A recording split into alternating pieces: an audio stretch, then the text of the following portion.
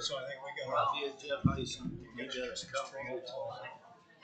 Okay, if I can have your attention, we'll call the meeting to order and have roll call.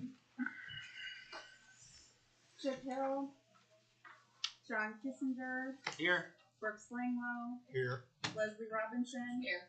Nicki Venable, Here. Dennis Warnick, Here. Dan Weagle, Here. Larry Weiss, Here. Patrick Zickgraf. Here. Nathan, we have an introduction of a new member. Yep. Hi to Brooks, who fills his dad's seat. John had to step down last year due to health reasons, so Brooks was available to kind of step in. There's still 1 year left on the term, so you'll be here for a year, give or take. So, welcome. Maybe. We'll see how tonight goes. True.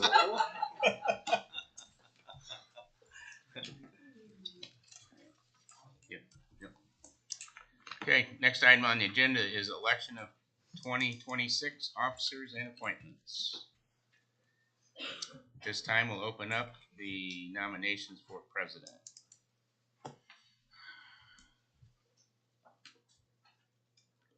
Make a motion to re-elect or to keep Patrick Zickgraf as president.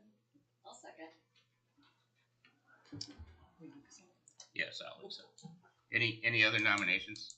I move the nominations be closed. Thank you.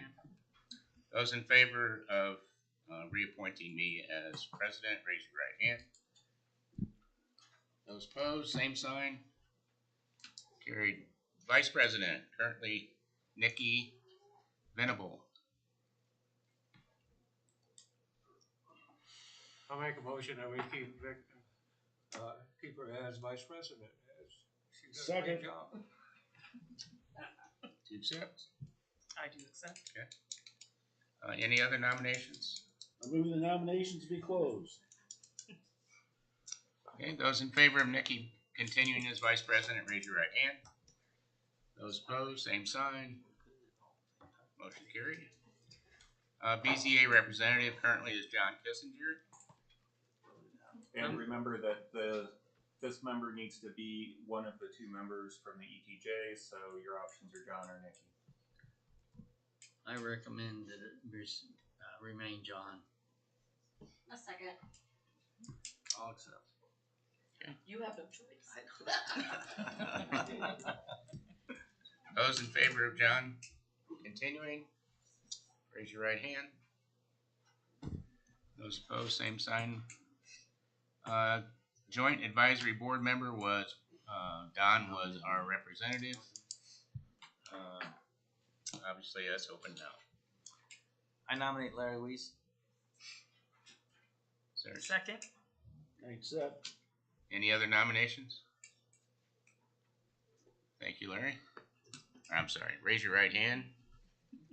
In favor? Those opposed, same sign. Motion carried.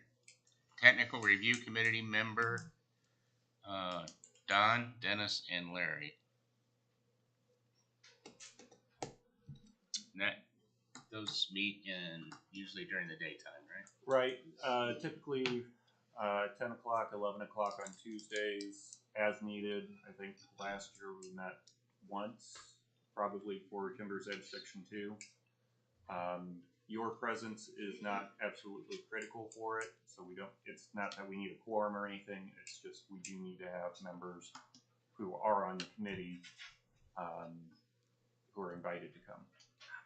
I nominate Brooks Langeloh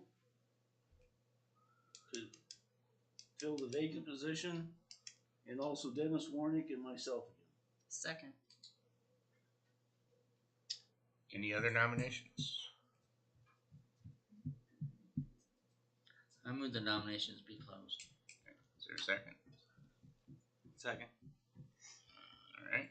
Those in favor of Brooks, Dennis, and Larry continuing to serve on the Technical Review Committee, signify by raising your right hand. Those opposed, same sign. Motion carried. Okay. Previous meeting minutes.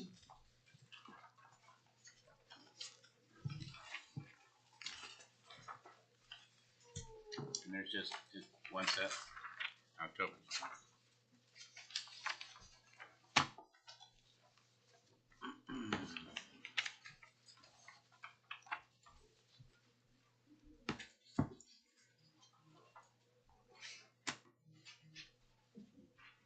Make a motion to approve the minutes as written.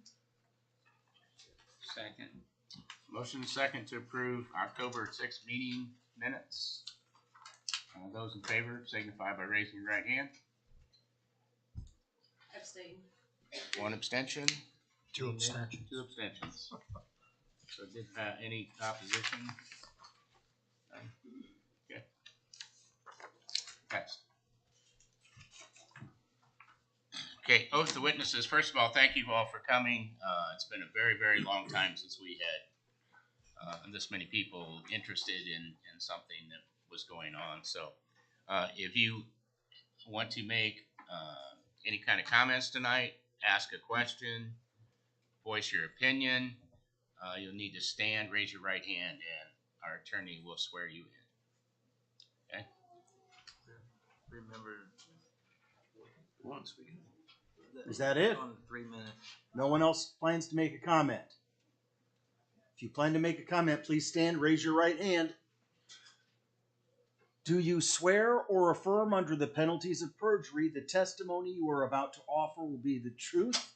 If so, say, I do. Thank you. You may be seated. For the 3 minutes. Okay, whole business? Okay. You want to mention in 3 minutes? Oh, we will when, yeah. We got it. New business, 26-C-REZ-1, Thor, Hodges, and Landon Hodges, R1 to GB. Property is located at 875 North State Road 109. Nathan? Oh, thank you, Mr. President. So, going to the slides.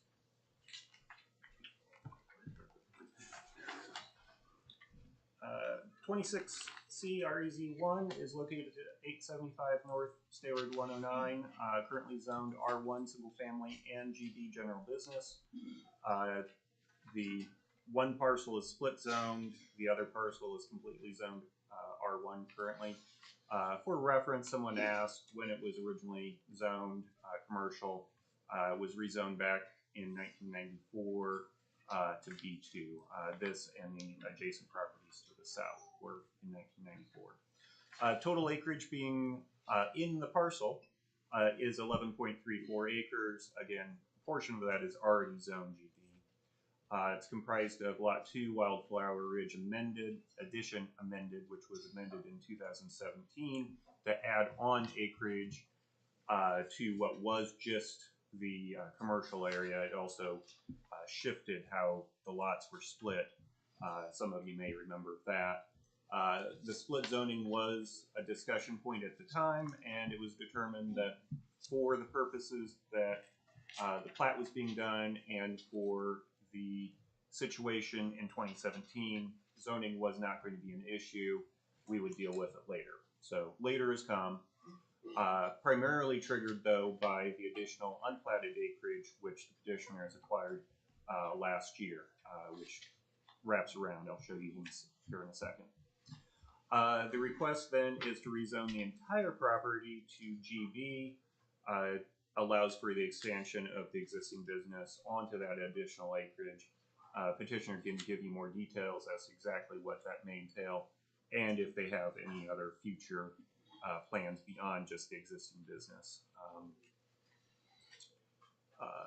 You can see on the table the surrounding zoning and land uses, primarily residential to the north and to the east, other than the adjacent GB zone property. To the south is R1, basically you have a 50-foot strip, that's R1, and then you go into a large area of GB, and to the west is R1 as well. So, subject property is highlighted in blue. 109 is here. Plaza Drive, Walmart, and so on is just off view here. You have Cambridge Crossing and Chesapeake Landing, and additional, I apologize, I don't remember the name of that subdivision, but an older subdivision here as well. Closer view of the subject property. So this is the additional acreage that was bought in 2025. This is the one that was platted as Lot 2 of Wildflower Ridge. In 2017, this portion was added to that, which was already in existence. So that was the amendment in 2017 to the plat. Oblique view, which honestly is not much different than the previous view. Wide zoning map for reference. You can see, again, the existing GB that was done in 1994, GB to the south, and then R1 and R3 are the primary zonings surrounding it. Closer view again. Future land use map always show the overall view. Circled there in blue is the site. A little closer view. Because someone had mentioned wanted to know exactly how the comp plan map lined up with the parcel map. I don't typically do that because the comp plan is open for some interpretation. You still need to pay reasonable regard to it. But in this particular case, because you do have this little notch here, it's a little intriguing what the thought was. So I did do the overlay, just again for everyone's reference, and this is what it would come out to be. So roughly the comp plan is calling out a swath along here north of where the existing GB zoning is. This portion, and red is for commercial purposes. This portion lines up with the existing commercial. So about little over half of the subject property, maybe right about half, is designated for commercial on the comprehensive plan map. Again, open for interpretation on that, but I did this again just to try and show why that notch may have been there.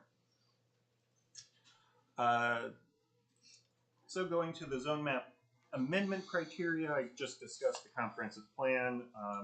You guys can chew on how well this proposal fits into the comprehensive plan. Keep in mind that the text does generally support both residential activity and commercial activity.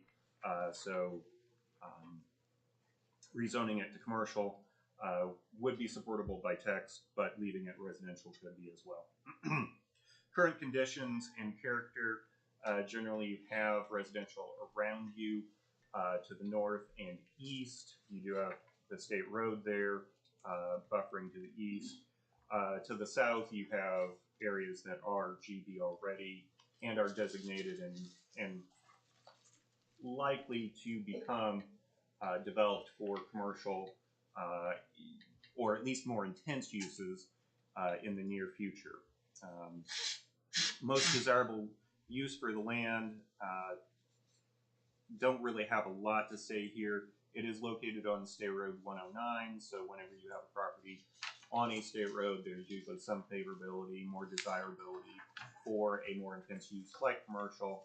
But again, this is kind of tucked in around a couple other houses, so there may be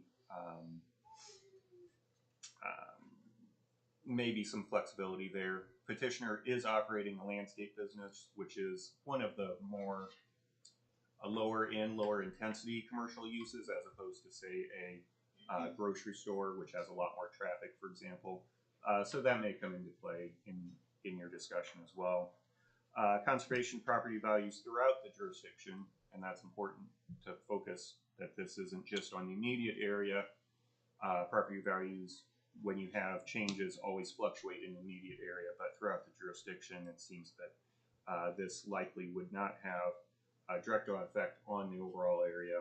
Generally, development is a positive thing for the overall jurisdiction, though. And then finally, responsible growth and development. This is where we usually talk about infrastructure and other aspects that don't put into the other criteria. Utilities are nearby. Don't believe that this property is currently served. However, as you look at, as the petitioner may be looking at development farther south over time, I know that's not his immediate proposal, bringing utilities northward may be part of the overall picture. And as development comes up from the south, utilities may get there. There is some floodplain on the property, but that is already on the far north end, doesn't really affect the overall developability of the bulk of the property being requested to be rezoned. And I think that covers the high level view of the staff report. Any questions for me at this point? None? Okay, Thor or Landon, whoever's present for you. State your name and your addresses, please.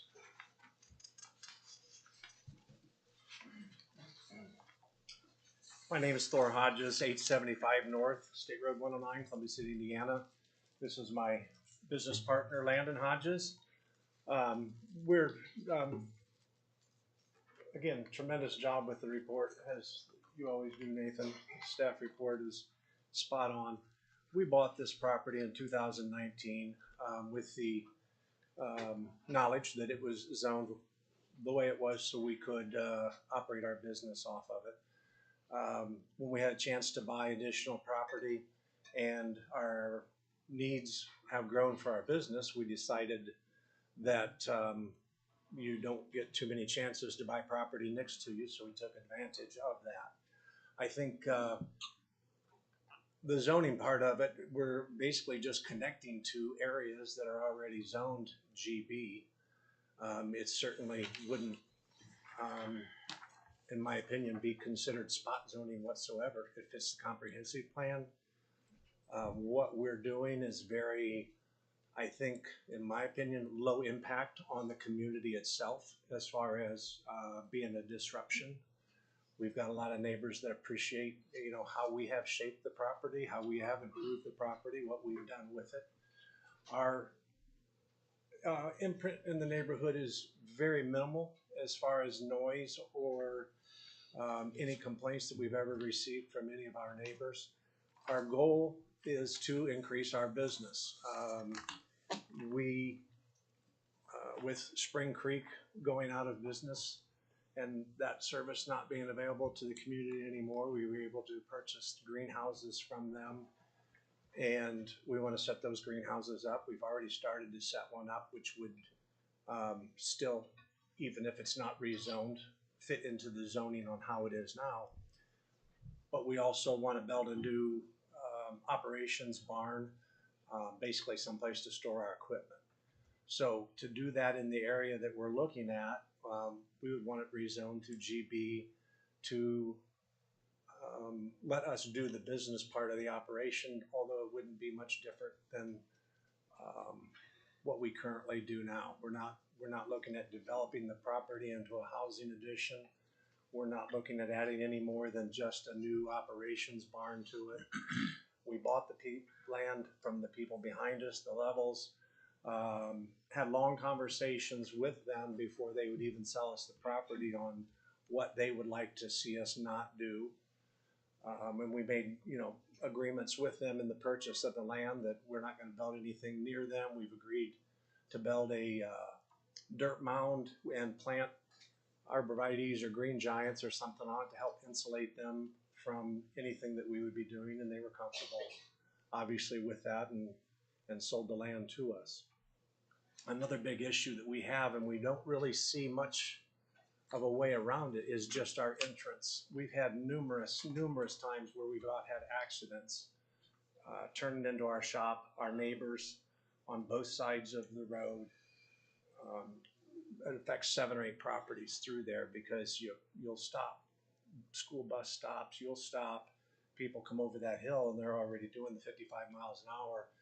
And there's been a lot of accidents, not a lot, there's been a half dozen accidents in the time that we've been there, and there's been a lot of close calls.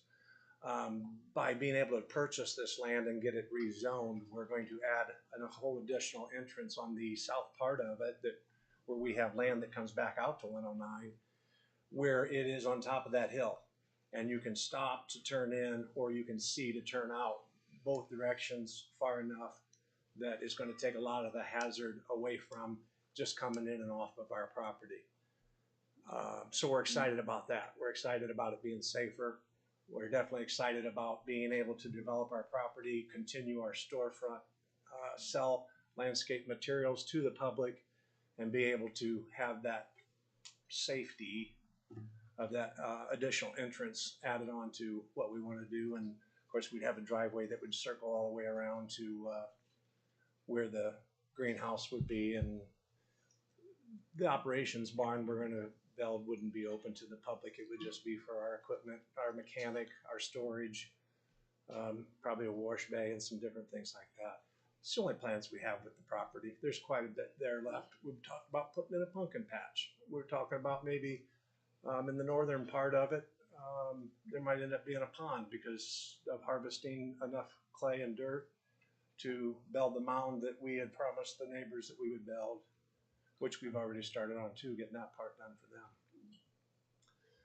them. But that's what we're here to ask for. I think it fits into the comprehensive plan. I think it makes sense as far as growth for this type of business in the area that it's in. It's low impact, low noise. We enjoy where we're at. We love what we're doing, and we want to continue to grow and offer some more services. Will that south drive line up with the drive across the street? Not exactly. Not exactly. It's going to be kind of catty corner, but the curb cut, so to speak, is already there. The culvert is already there. So we're not inventing anything there. We're not even having to go to the state highway to get in and out. It's already there and been built and was designated some years ago. Well, and just being a past state highway employee, they're looking for places to put a roundabout. And that might be an ideal place for them. Could be.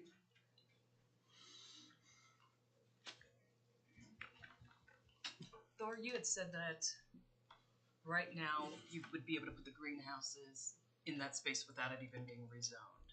So what would the need truly be to make it rezoned then, if it already meets the need of what you are looking to put on it? In order to, we could use the greenhouses that we're currently putting up for personal use, but we couldn't have customers come up to that area, which, we could make it work, but it's not really ideal.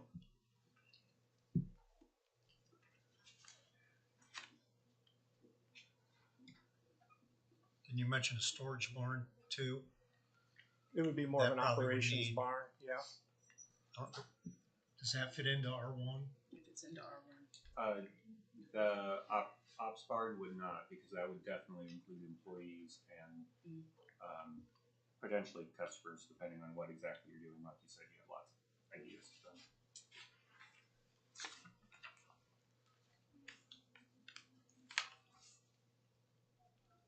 Any other questions for Thor? Thor, can you kind of show us kind of where your placement of that stuff is, just for? So, right here's the old property line. There's a utility source right here, which we've already worked with RMC. They've already tunneled it in. It's never run electricity to us from here to right here. The greenhouse that we're setting up right now is going to be right here. Okay. Is where that would be. Where you don't have this, all this slopes down. This area here is where it could possibly be a pond. And we're going to take the dirt from there to build this mound all along here. When we build our new barn, it's probably going to be probably right in this area here. Somewhere where that drive would wrap around, come Yeah, down. and then the drive will come in and wrap. and wrap around down okay. through here and then come back up in here to join. Would you use the drive? Still be using the drive that you have now then? I wouldn't eliminate it, but I would encourage it to be like a second drive. Yeah, okay. maybe like an out only. It's a lot safer. You'd be lot safer, it's gonna be a lot safer to come in from the Okay. other way. That's why, this rezoning is important too, so we can have people utilize this where it's gonna be so much safer. Okay. To come in and come and do their business with us. Okay, thank you.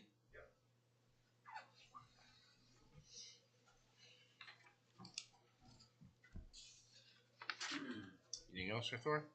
Thor, do you have, we have Swihart Properties that's developed, in development south of you there. If in the event at a future time, let's say another street comes in along that north edge and comes into their, proposed project, you foresee that you possibly eliminate your access there beside the street and just come in off of that?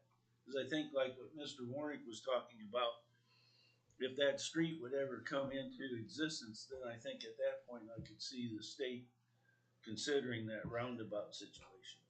Yeah, and Landon and I have talked a little bit. We wouldn't be opposed to that, but we're not the key holder for that decision.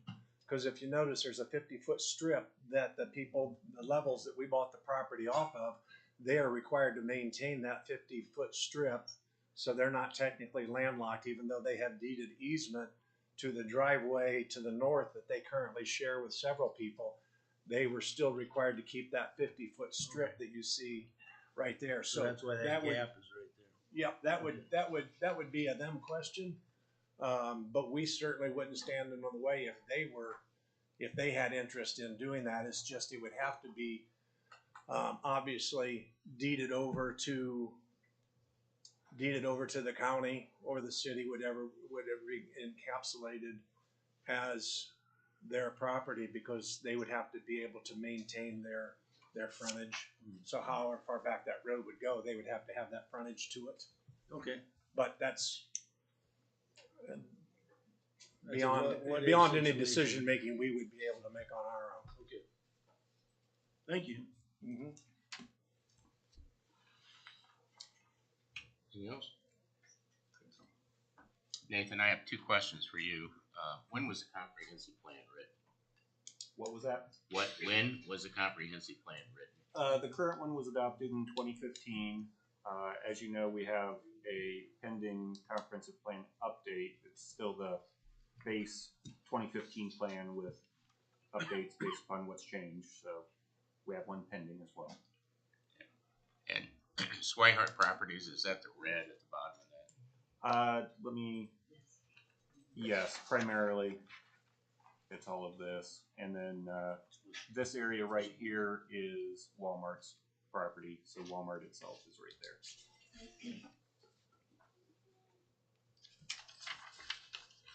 And we just rezoned that to general business and residential. General business. No, we haven't done anything with zoning on either property. It's been We platted. just looked at the development plan. Yeah, it's been the subdivision and plat. Yep. Thank you. Anything else for Thor? Okay, thank you. Thank you. Anyone else wish to speak in favor of this project? And Nathan, would you explain the time limitations for and against? Well, I will, once, Amanda, actually, you've got the rules of procedure at your fingertips. We do have time limitations in the rules of procedure, as you know. I believe we have,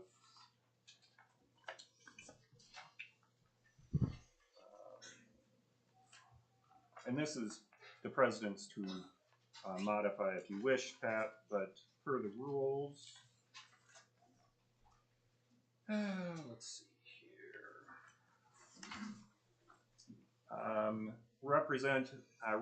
The representatives of groups receive a maximum of 5 minutes, and then individuals would be 2 minutes. If you want to modify that prior to opening the hearing, you can, but that's what's in the rules as is.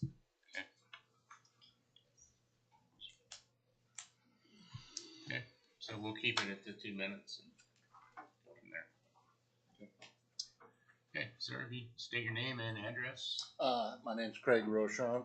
I live at 1085 North Center Court in the development just north of the project. And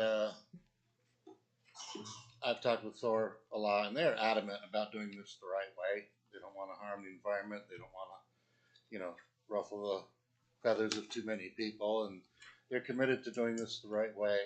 And I can't stress enough about what they said about the new entrance being safe. I come out of my development every day, and I can't tell you how many times I see people coming from the north, south, looking at their phone while they're doing 55, 60 right down that dip. And I see people get on the brakes hard all the time. Somebody's trying to pull out slow. And this is the safety alone on this project is, I think, it's worth it. I mean, we just had a big accident here today in town. People aren't paying attention like they used to. And as far as what they're developing on the property, greenhouses and a barn, vehicles go in the barn, it cleans up, it looks nicer. It's going to be a very well developed project. So I support Thor and Landon. Thank you. Yeah, thank you. Yep. Come on up.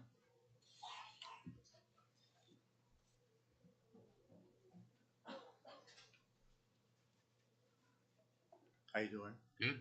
My name's Tim Price. I live on West Center Drive, just down the street from Craig. And I've been knowing the Hodges business family for, I guess, 6 to 8 years. They've always been respectable, considerate, on time. So they say they're going to do something. I believe them. I remember that property that they have right now. 8 years ago, I looked, and the considerable changes they made to make it look good now. So I'm for. That's all I have to say. Thank you. Thank you.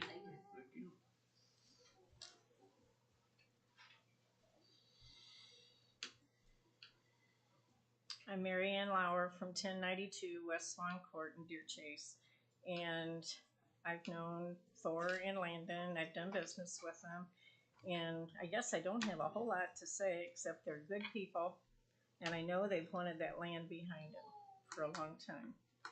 And Columbia City needs business. They need landscaping. Why let the people go to Fort Wayne when they don't have to? And they do good business. They do several different things, and I really support them getting the property and keeping it in Columbia City. Thank you. Thank you.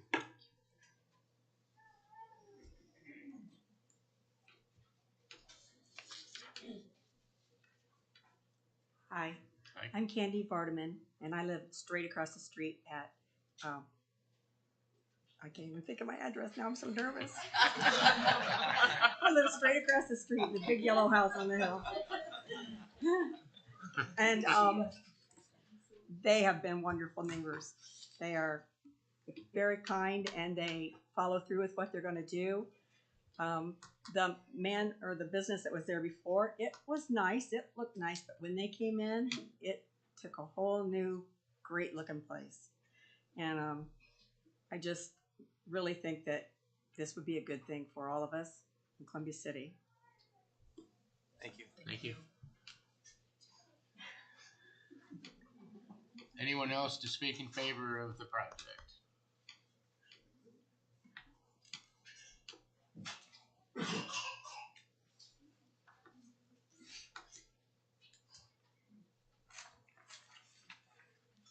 I'm Matthew Kellogg. I live at 2560 North Etna Road. I pass this business just about every day on my way home, and I can attest to the fact that moving the drive would absolutely help.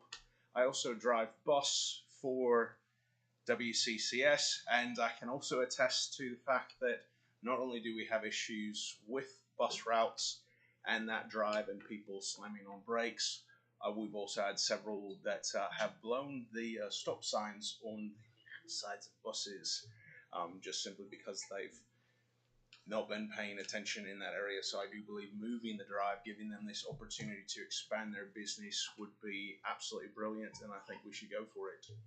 Thank you. Thank you. I like that. Anyone else speak in favor of the project? Anyone wishing to speak that is opposed to the project? Hi, my name is Isaac Reniger, and I live at 1001 North State Road 109. I'm here to respectfully object to this rezoning. My objection is not to business or to commercial expansion in general. The city's comprehensive plan anticipates limited northward commercial expansion in this area, while intentionally designating surrounding residential land to function as a transition and buffer. The issue with this petition is that it goes beyond what the comprehensive plan envisions. One parcel included in this request is not shown at all within the commercial expansion area, and the other is only partially included.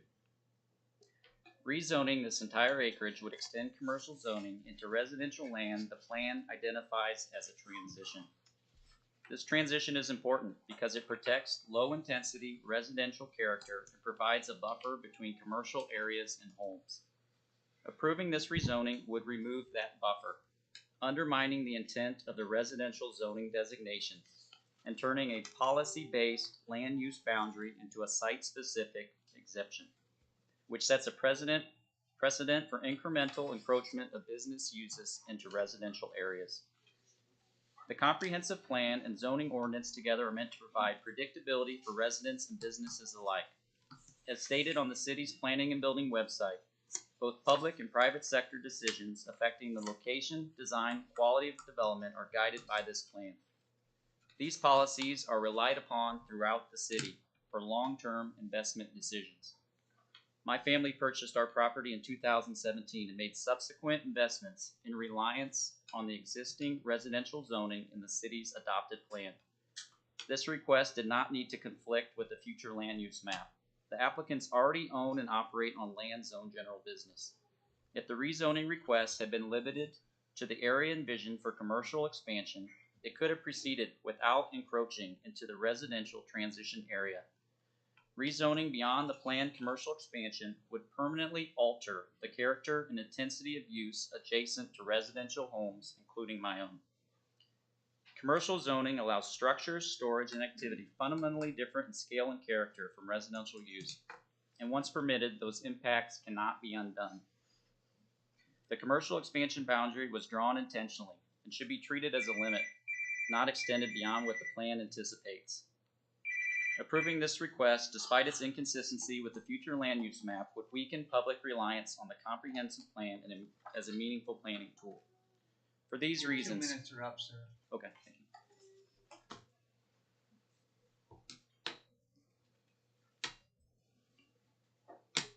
you.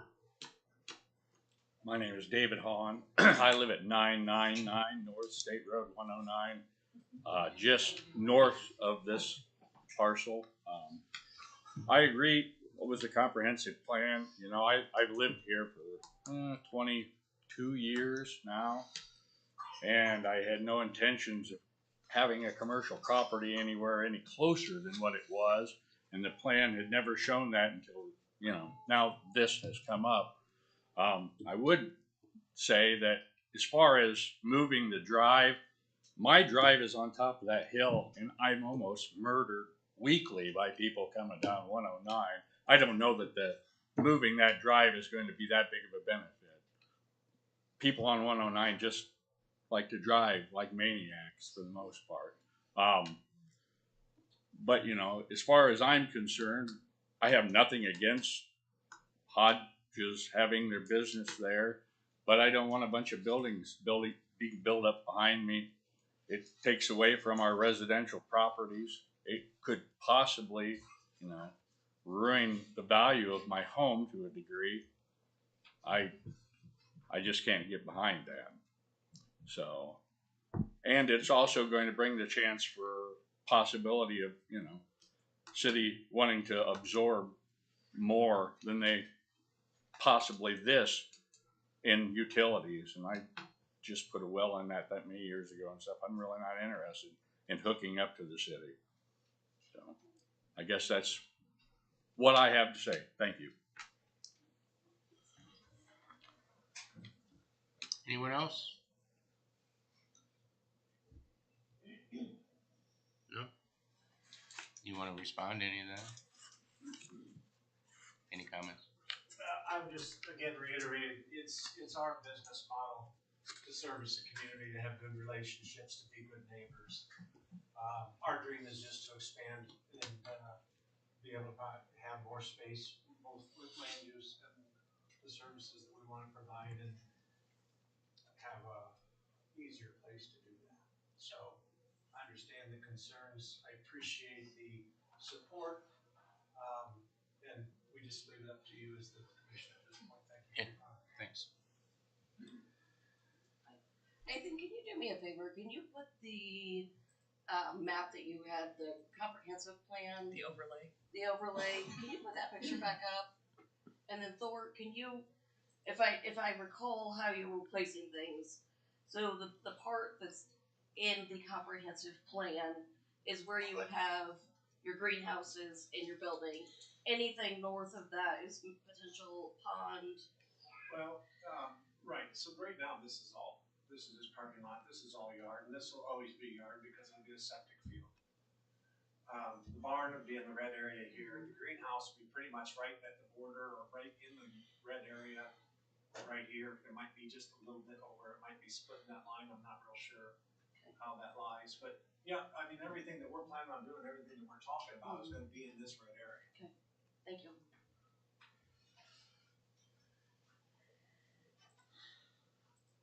Anyone else?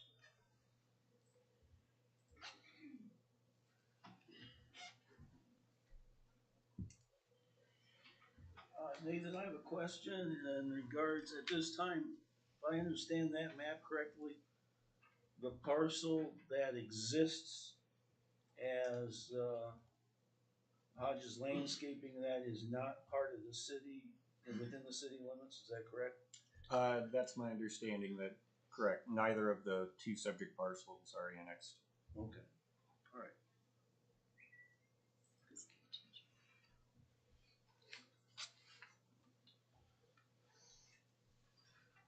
Mr. Chairman, if you're ready, I would recommend a favorable recommendation to the city council. I second. Okay, you have a motion and a second for favorable recommendation to city council on 26-C-REZ-1. Thor and Landon Hodges. Any further discussion? Those in favor of the motion, raise your right hand. Real quick.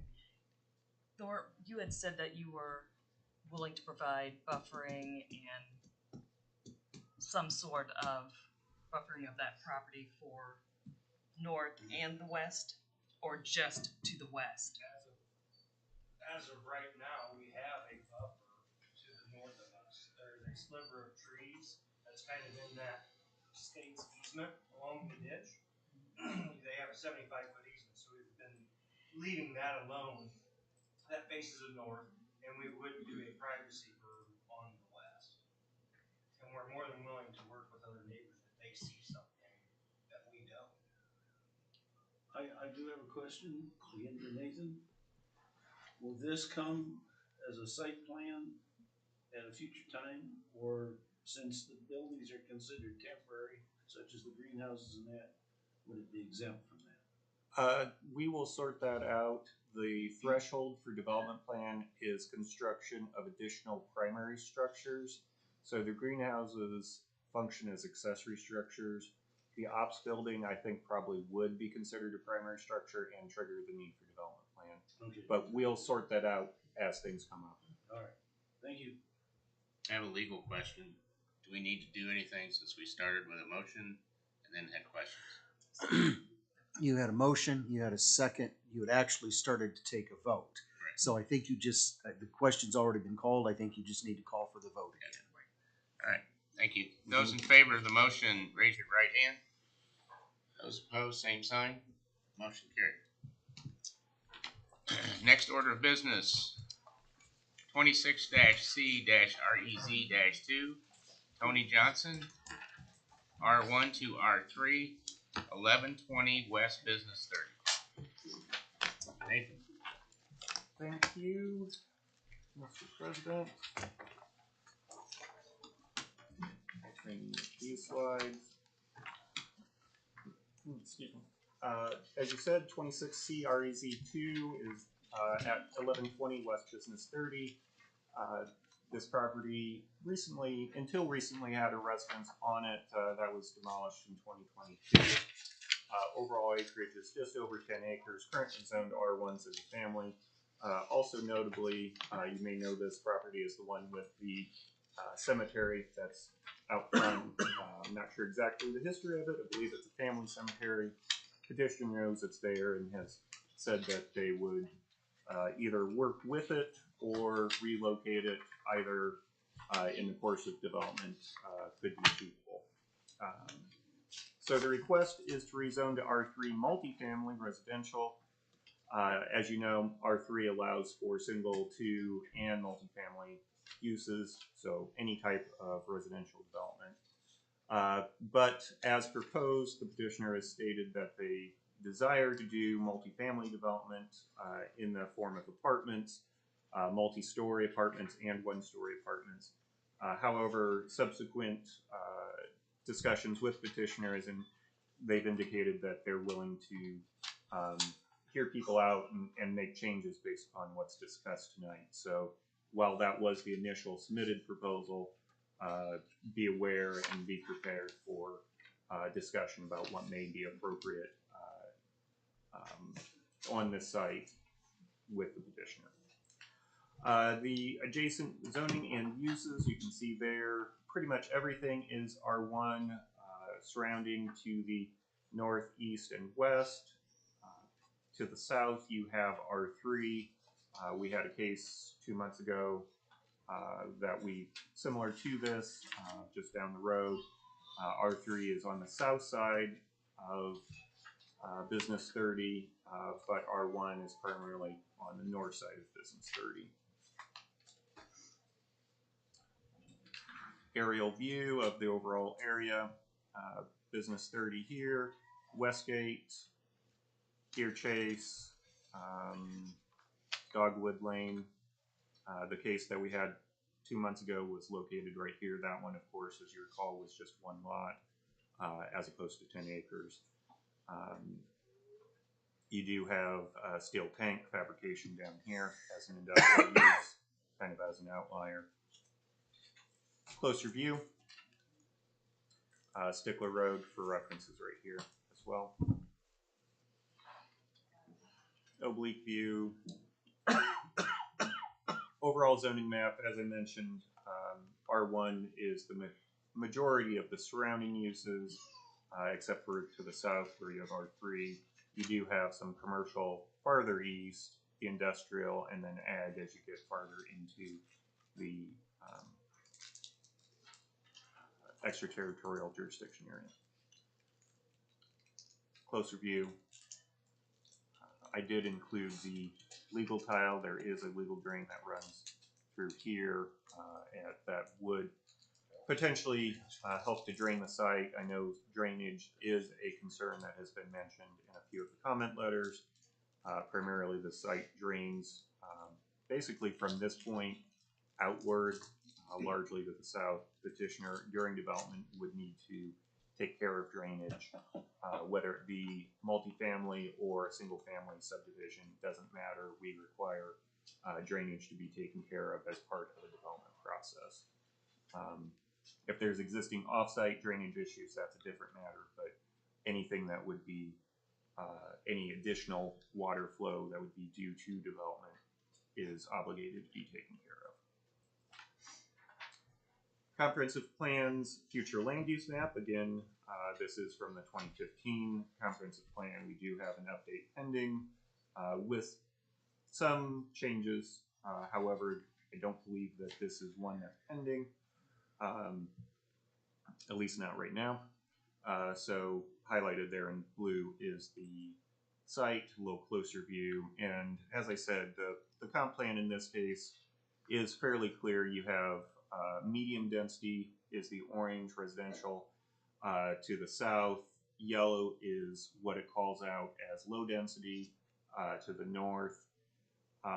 Comprehensive plan where it wasn't clear what the expectation and desire would be the comprehensive plan did rely heavily on what the existing zoning was to say, okay, if it's zoned R3, we're generally going to call it medium density residential.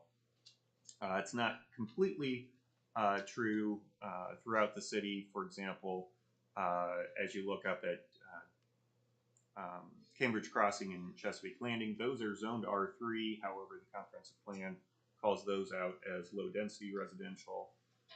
And as you may recall, with Timbers Edge on the far east side of town here, that too was called out as low density, but it was rezoned R3 with a zoning commitment not to include multifamily. So in interpreting the comprehensive plan map here and the comprehensive plan generally, it's not so much location, because I think that's fairly, the intent there is pretty straightforward. It's more of the interpretation of what is low density residential versus medium density residential. And I just gave you a couple examples, and which are outlined there on the screen. And then for reference, because I knew this would be a kind of a point to discuss, or the point to discuss with comp plan, if this was R3, if it was single family, minimum lot area under R3 is 7,000 square feet. Minimum lot width is 50 feet. For a single family lot, that yields with a street right of way, that yields about 8,500 square feet per unit if this was single family, which comes out to be a gross density of just over 5 units per acre. Net density is around 4 when you figure in things like drainage and common areas and other things, inefficiencies. If this was completely two-family, which we don't have very many subdivisions that are completely two-family, but if it were, lot area again is 7,000 square feet minimum, 50-foot lot width, then that becomes 8,500, but split between 2 units, 4,250 square feet per unit, yielding a gross density, maximum gross density of just over 10 units per acre. And then multifamily, maxing out the multifamily under the code. The code does require a minimum area of 3,500 square feet of the overall development per unit. And doing that math gives you just under 12.5 units per acre, all of which is gross. We don't have any developments that max out for various reasons, but that does give you a sense as to the gradation of the uses allowable in R3. And then if you apply those to what might be considered low density in the comprehensive plan, definitely R1, probably R2. Where's R3 fit into this? And then how does the uses fall into it? If you start mixing uses, of course, the densities shift as well. All that's for your information. Again, I knew comprehensive plan would be a question, and particularly what is low density versus medium density was something that a couple of people have asked me. Ultimately, I don't know. It's for your interpretation. Going back to what was submitted, this is the conceptual site plan that the petitioner had submitted. North is to the up, Business 30 down here, Stickler Road is over here. But tentatively, the sketch plan would be to have 1-story multifamily units along the west edge, as well as the amenities, the clubhouse, pool, various active amenities here, as well as buffering there, and then 4 3-story buildings located more centrally on the site. Again, petitioners indicated this is subject to change and subject to discussion, but this was what was submitted. And then conceptual building plans based upon what they had submitted. So they can get into more of that discussion. With that, I am recommending a couple different zoning commitments. If this is zoned R3, just to address some of the issues that I identified if this was multifamily, or pretty much any use, but definitely if the use is multifamily. We do need to have some sort of buffering along the west and north sides of the property. Specifics to be refined, and you can maybe defer that development plan if you wish to do so, but having some sort of specifics, or at least intention of what that looks like should be discussed. Do want to, based upon what the petitioner had originally submitted, number 2 would be that any buildings with 120 feet of the west property line would be limited to 1 story in height. Basically reduces the visual impact for those on the west that don't have as much of a existing tree screen buffer as those to the north. Those to the north have a pretty substantial tree screen that is on their property. It's not on this property, as I understand where the property line lies. And then finally, related to that, also placing no parking areas within that western 120 feet as well for, again, visual impact. You have the buildings themselves and parking are typically the largest 2 visual impacts when you have multifamily development. All of that subject to further discussion as we go through this. Going to zone map criteria, I've already talked extensively about the comprehensive plan. Your interpretation of what is low versus medium density is going to be very critical here. If you want to discuss whether it's appropriate to potentially have a comprehensive plan amendment, we've never really done that for a particular petitioner before, but we do have pending amendments, so maybe that might be part of that discussion. But essentially the density is going to be the largest piece of the comp plan discussion there. Conditions and character of the current structures and uses of the surrounding area. You do have single family to the north, east, and west. So going to something that would allow for a multifamily use could have impacts on that. But R3 also allows for single family. As mentioned, Timber's Edge had a zoning commitment not to allow multifamily there, and that was deemed acceptable. So if that discussion goes that way, R3 as a district may be appropriate, but with use restrictions.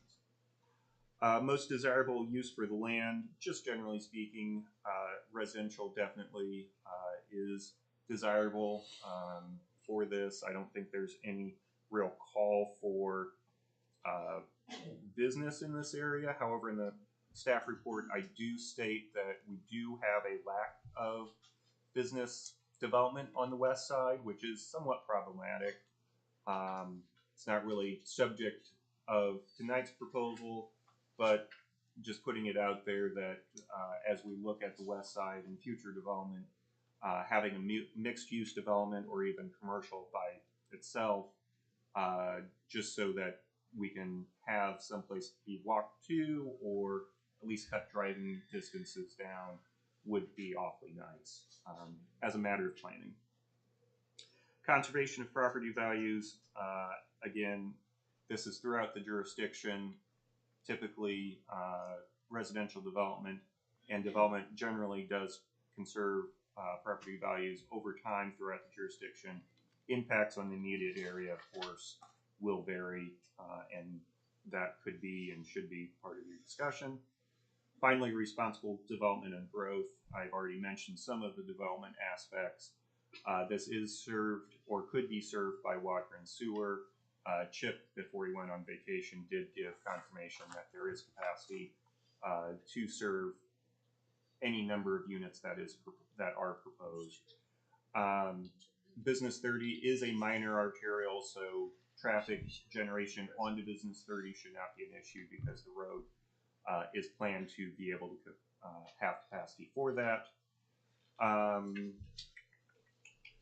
And then finally, keep in mind, as I mentioned, I provided 3 suggested or recommended zoning commitments. You can add to that list, subtract from what I suggested and so on. So zoning commitments can be utilized to smooth over what you may feel are rough edges in a proposal, if you feel that this is appropriate at all. So, any questions for me? What do we do with the graves? What can we do with the graves? What are we allowed to do with them? So the easiest thing is to work around them. I've personally worked with subdivisions that have had family graves that they wind up in the middle of a subdivision. This potentially being a apartment complex, that would be a little bit unusual, but it could be part of an overall common area, for example. Or there are processes to move cemeteries, and if you're going to ask what those processes are, I'm not that familiar, but the petitioner, if they want to go that route, would need to become so. You had mentioned on the the drain. Do we know what condition that drain is in? Because I think that runs through Tanglewood too, also. It runs, I'm not sure if it's through Tanglewood specifically, but it runs that way, correct? That would need to be something that would be sorted out as part of development. Either they would need to knock down flows to accommodate whatever that drain tile can accommodate, or they would need to go in and make sure that they repair it, or whatever else needs to be done. They ultimately, it winds up being it is a legal tile, so they'd have to work with the drainage board to make sure it functions as they plan to design it.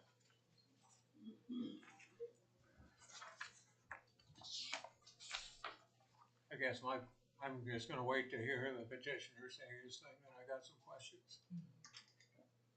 Anything else for Nathan? Not the petitioner or his representative, please come to the podium and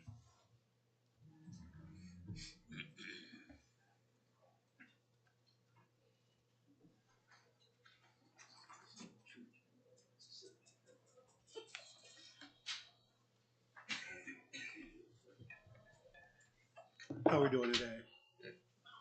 Well, my name is Tony Johnson, and I'm the one who's proposing this future development. And it seems to me that there's a lot of misconceptions about what we're doing here and about what's going to happen. And also, I've had a lot of concerns from either emails that went through the homeowners association in the subdivision I live in, which is Deer Chase. So I do live in the subdivision directly north of the property. And also, I've built about 6 homes in this property. Not only my house, but the houses on both sides of myself, plus my son-in-law's house. So to say that I have no concern about what happens in this subdivision would probably be an understatement. But first of all, I want to introduce people to who I am. And then after I introduce you to who I am, I want to introduce you to what my proposal is, if that's okay. So my name is Tony Johnson. I've lived in Columbia City for the last 8 years. I'm a home builder, have been a home builder for the last 25 years. Have been in the construction industry 10 years prior to that. And long story short, I guess I could say that I've been building in Fort Wayne, building in Columbia City, and building in Warsaw in this entire time frame. I used to build high-end homes. Now I build homes anywhere from medium to high-end homes. And I basically have tried to accommodate the needs of people in the homes that I build that are more in a budget scenario, because a lot of the high-end homes I built people would love. The problem was that they couldn't afford them. And because of the fact that they couldn't afford them, I decided to take those details and put them in more cost-effective scenarios. And in that way, when I would build a more affordable home, comparable price to like a Granite Ridge home or an ideal suburban, homes that you would recognize here in the Columbia City market, then I would be in the same price points, but just offer high-end architecture in them at the same price points. And that's kind of what I did in the residential construction side of things. My idea for what I'm in the process of proposing here, I've listened to a lot of the people's understandings, complaints, their concerns. Some people have concerns that I feel that probably aren't applicable, but I'm going to address every single one of those concerns And what I'm going to do right now, if it's okay, I'm going to read, not necessarily verbatim, the letters that came in to me and to the association. I'm going to present the concerns that the people had concerning what their issues are with what we're in the process of doing. So I'm going to start that off this way.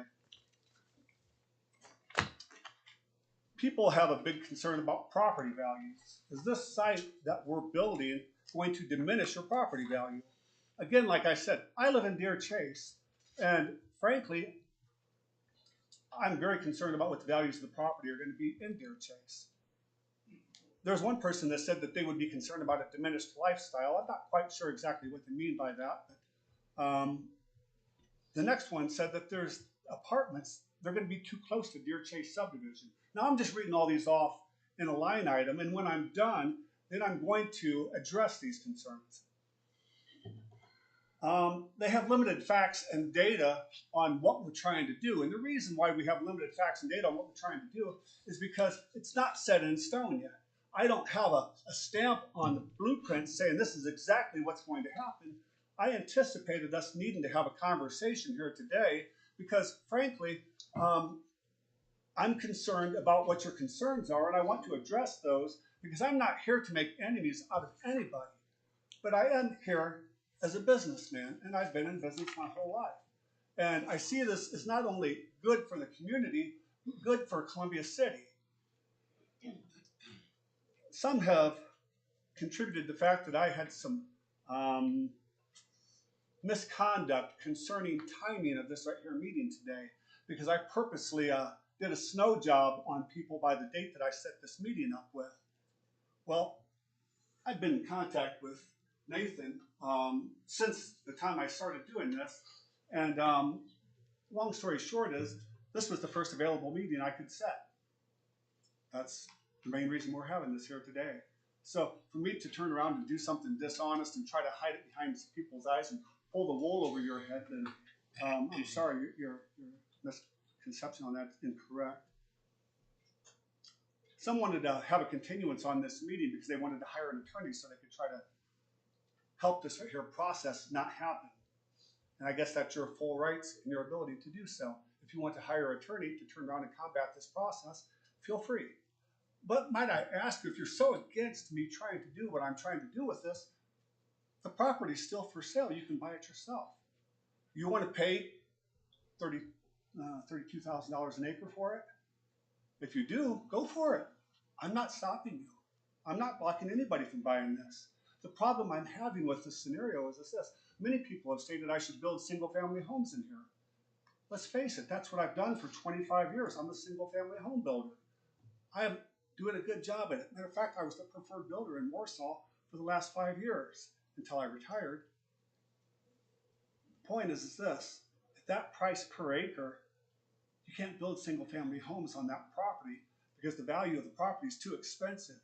By the time I bought that property, paid that much for the property, developed the property, and put all the infrastructure into the property, I'd have to sell those lots at around $100,000 a piece. I'm not going to do that. And I can tell you something else. No other developer will either.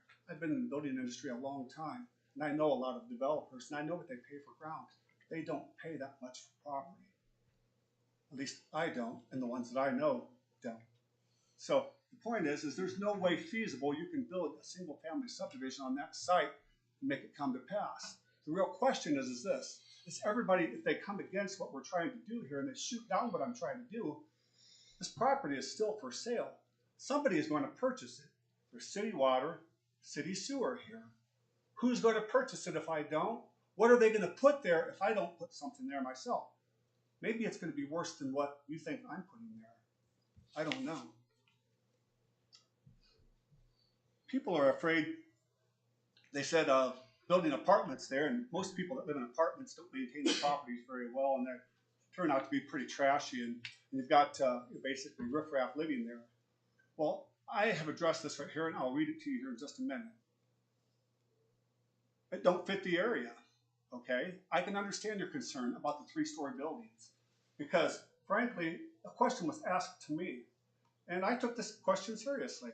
They said, if your house backed up to this property, would you want a 3-story building back behind your house? And I had to be honest. No, I probably wouldn't, just to be candid with you. So I really am listening to what you guys have to say, and it really does matter to me. I'm a Christian man, which means a little bit to very few people. But the point is I am a man of integrity, no matter how much people question that. They said they didn't like the tall buildings, the traffic, and the bad views out the back of their properties because they had lived in their properties for a while and didn't want an eyesore in their backyard. I understand. What am I going to do about this? What am I going to do to make everybody in here happy with the proposed plan that I'm trying to put together? First and foremost, I told you what I felt as far as the single-family properties are concerned. This property isn't conducive for a single-family residential neighborhood. If it was, I'd build it. Just telling you the truth, because I've been doing that for 25 years. So let's talk about it a little bit. 3-story buildings in this property, especially if your property backs up to this right here. Now, there's several people in this subdivision that are claiming that it's going to devalue your property. But we'll get to that in a second. If I had my house back up to this piece of ground and there was a 3-story building in my backyard, would I like that? Probably not. So here's what I propose to do. This right here whole process is still fluid, just so you know.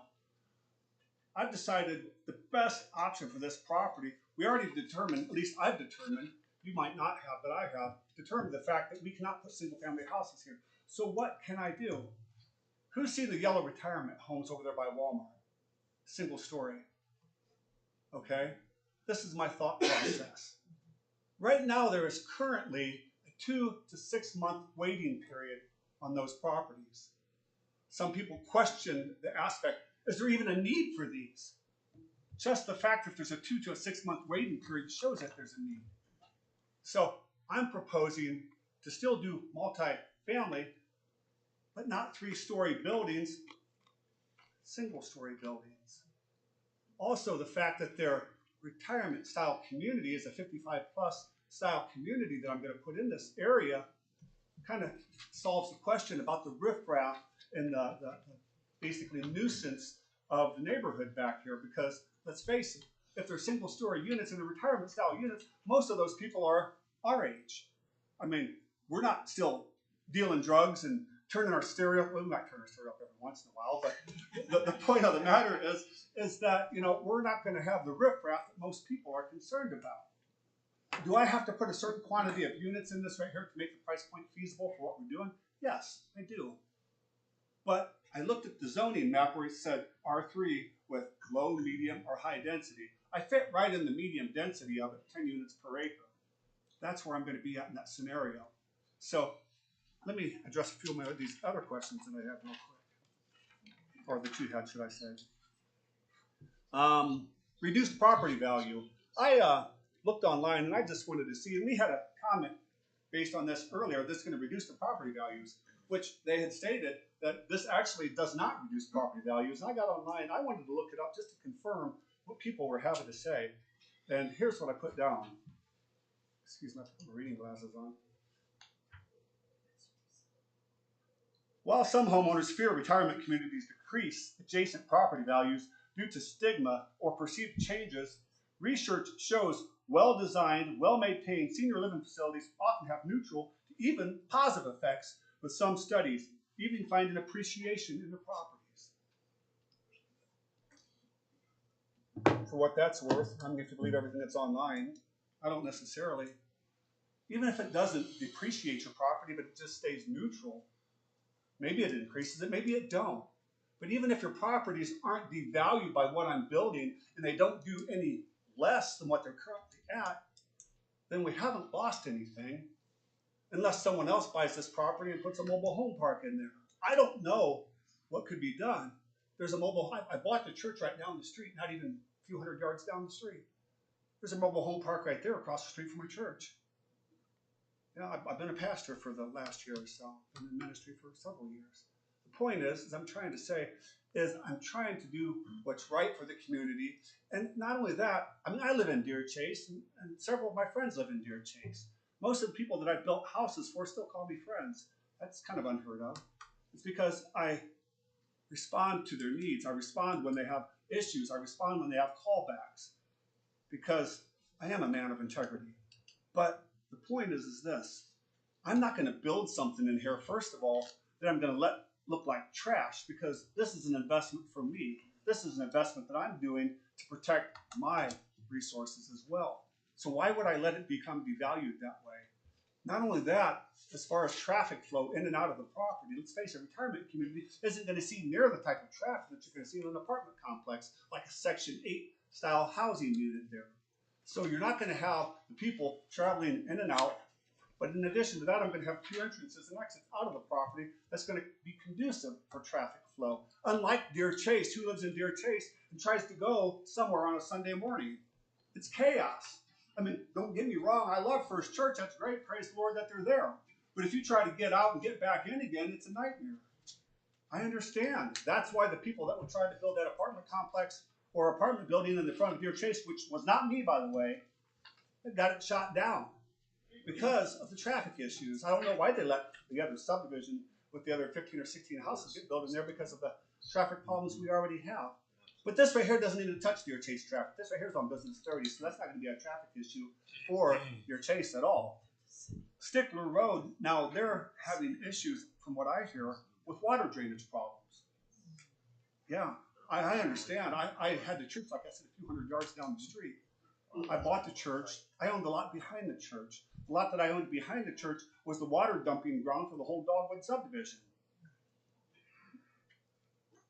I'm like, what am I going to do about this? Well, I found a way to turn around and build the lot up so we could turn around and use it as a building lot on home building. But then the neighbor beside of it said, well, our lot's flooding. I got in contact with the city and said, we need to do something with the drainage here. And I stayed on it for 8 months. And we finally ended up getting drainage culverts put in 3 different locations on the property beside the church that I purchased, and also beside the lots just on the west side of the church that I purchased as well, which solved the drainage issue, which is the drain that we're talking about that goes onto the property. To solve the drainage issues from all the streets that we're going to put in on the property, I'm going to be required to, first of all, put a retention pond in to overflow, all the water overflow and drainage and stuff like this. Will that possibly touch that tile that's on my property? Well, there's one tile that goes from the farmer's field onto my property that ties into that tile. And they said that I'm going to have to address that. So I will. The point is this, I don't believe that my pond that I'm going to put is going to affect any of the drainage off of my property. And not only that, if you've noticed that property, the back part of the property, which is on the north, is high.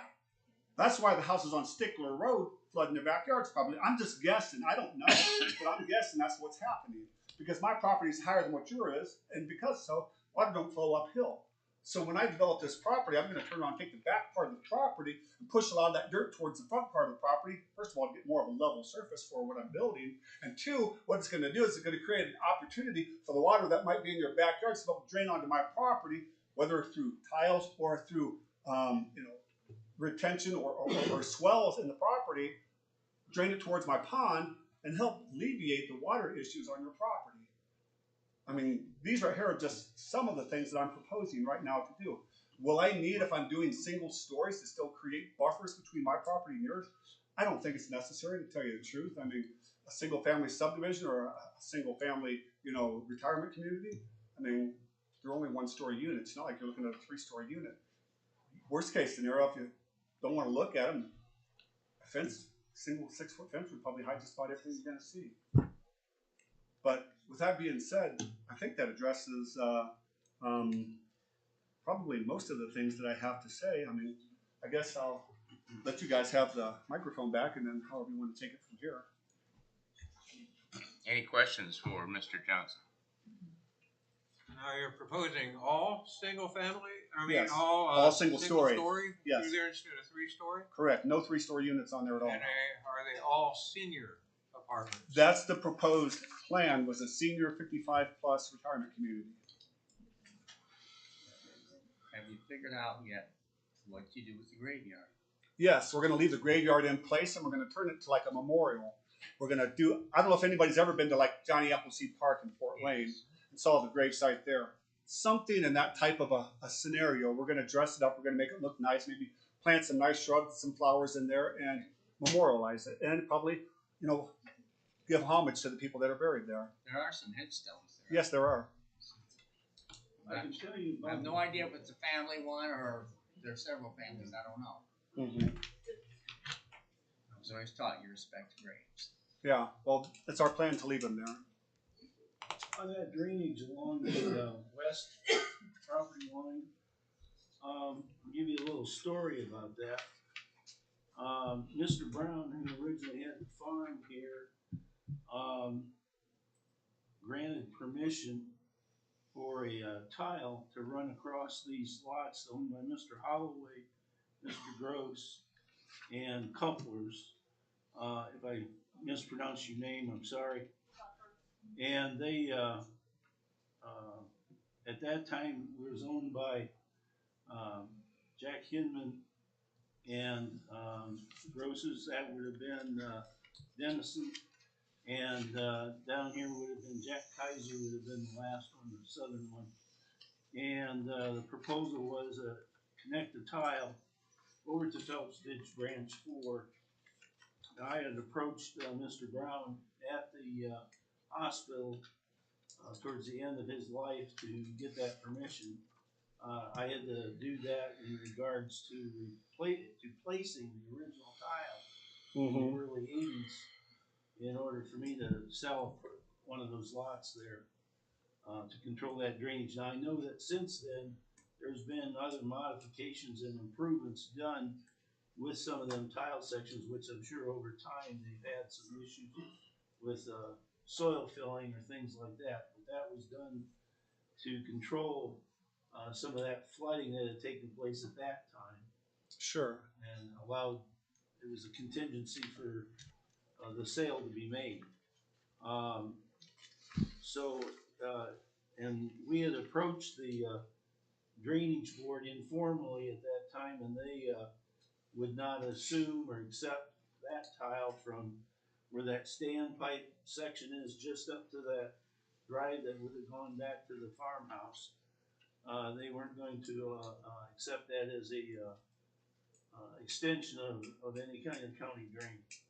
My thought process was what I could possibly do to help alleviate flooding over on the Stickler roadside would be to run a drainage tile on the west side of my property, well, soon to be property hopefully, and then basically I could direct that into where my retainage pond would be, and then that way any type of water that would come into that scenario could hit over the retainage pond. Now if the retainage pond itself by massive rainfalls or whatever became very, very high, then it would probably end up following into the drainage tile. If the drainage tile is not sufficient at this moment in time, that's going to be something that's going to need to be addressed. And that's something I'm going to have to work with the city on to find a resolution for that.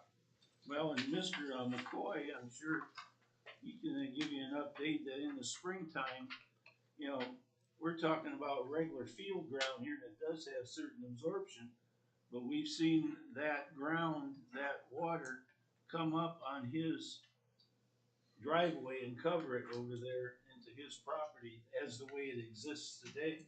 Sure. Well, the drainage on the property currently is not very well. So with that being the case, like I said, there's going to be a lot of modifications done to the topography of the ground to begin with, plus the retainers that we're going to need to put in place to accommodate the groundwater that's going to come from the streets and stuff inside the proposed site. So this is all going to be done through state, and they're going to dictate what we're going to need to do to accommodate these things. Like I said, the retainage pond that we're going to put in there is going to be sizable. And with that being the case, it's going to take a lot of the groundwater directly into the drainage pond. Will it accommodate everything all the time? Well, the drainage pond that was put into the other property right in Deer Chase is, frankly, it's always empty. So will mine be always full? I seriously doubt it. Will it be able to accommodate a lot of groundwater that's coming off the property? I would say so. Will it always be able to accommodate 100% of it? I guess that's remained to be seen, and that's where we're going to have to determine what kind of condition that clay tile is that's on the property that goes through the Dogwood subdivision. If it needs to be re-ran, then it's going to have to be re-ran. So when you're talking about your retention area, are you talking about the low area where the standpipe is at today? No, the retention pipe, excuse me for one second. Let me go back and grab kind of just a rough schematic of what I'm thinking on the single family, okay? Oh, okay.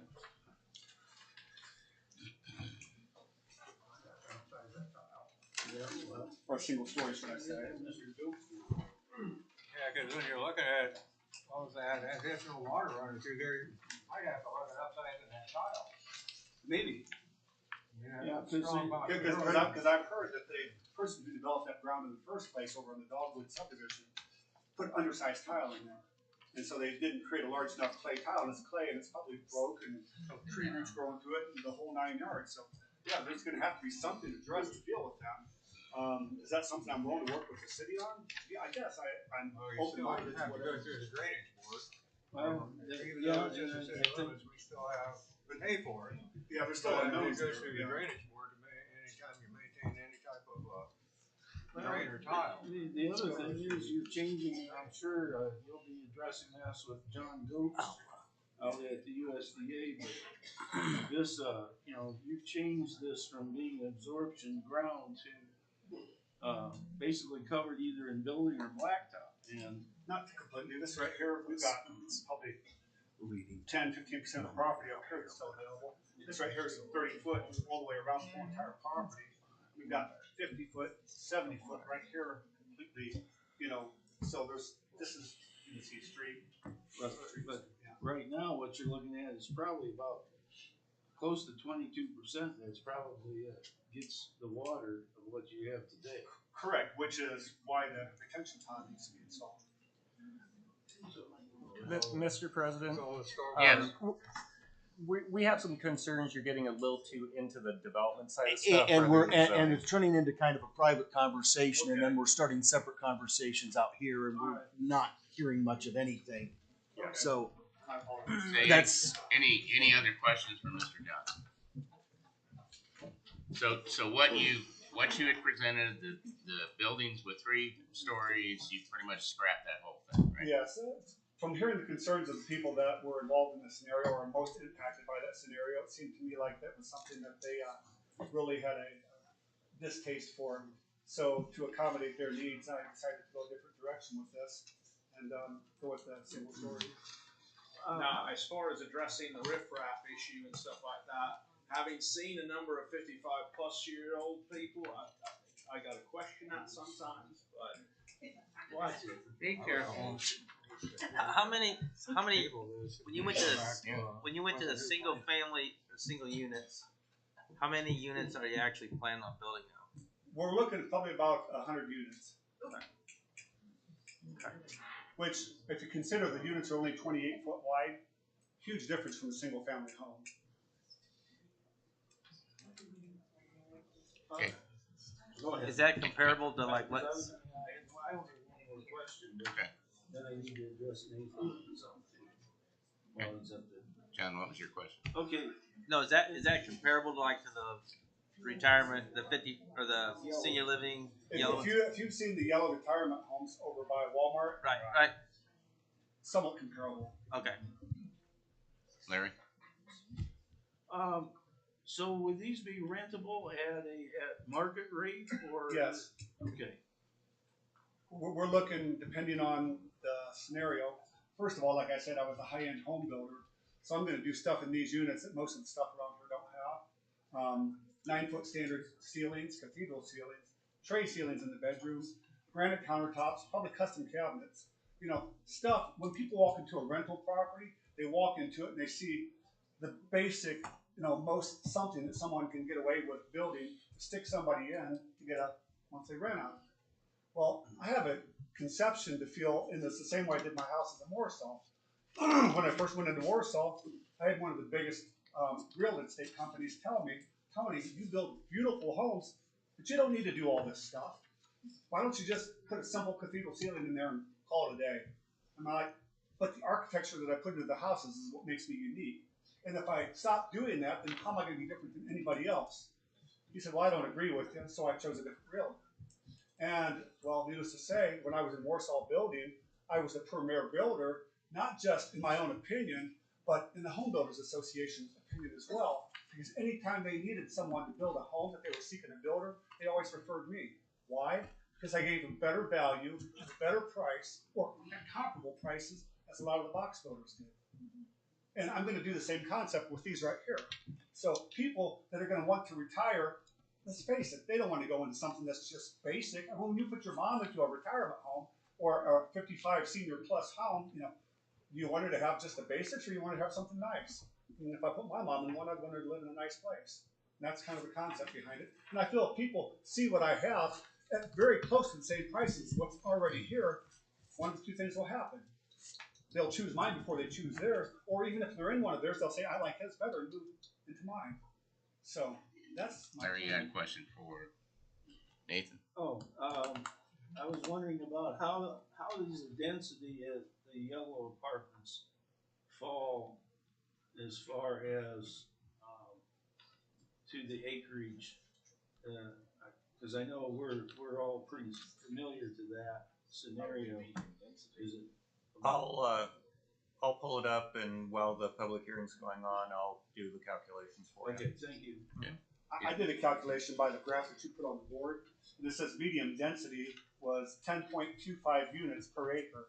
I fall right at that, 10 units per acre. Well, just to be clear, that wasn't suggesting that was medium. That was for them to give them reference, and I would actually say that the 5 or so may be the break point rather than the 10. But again, for their consideration.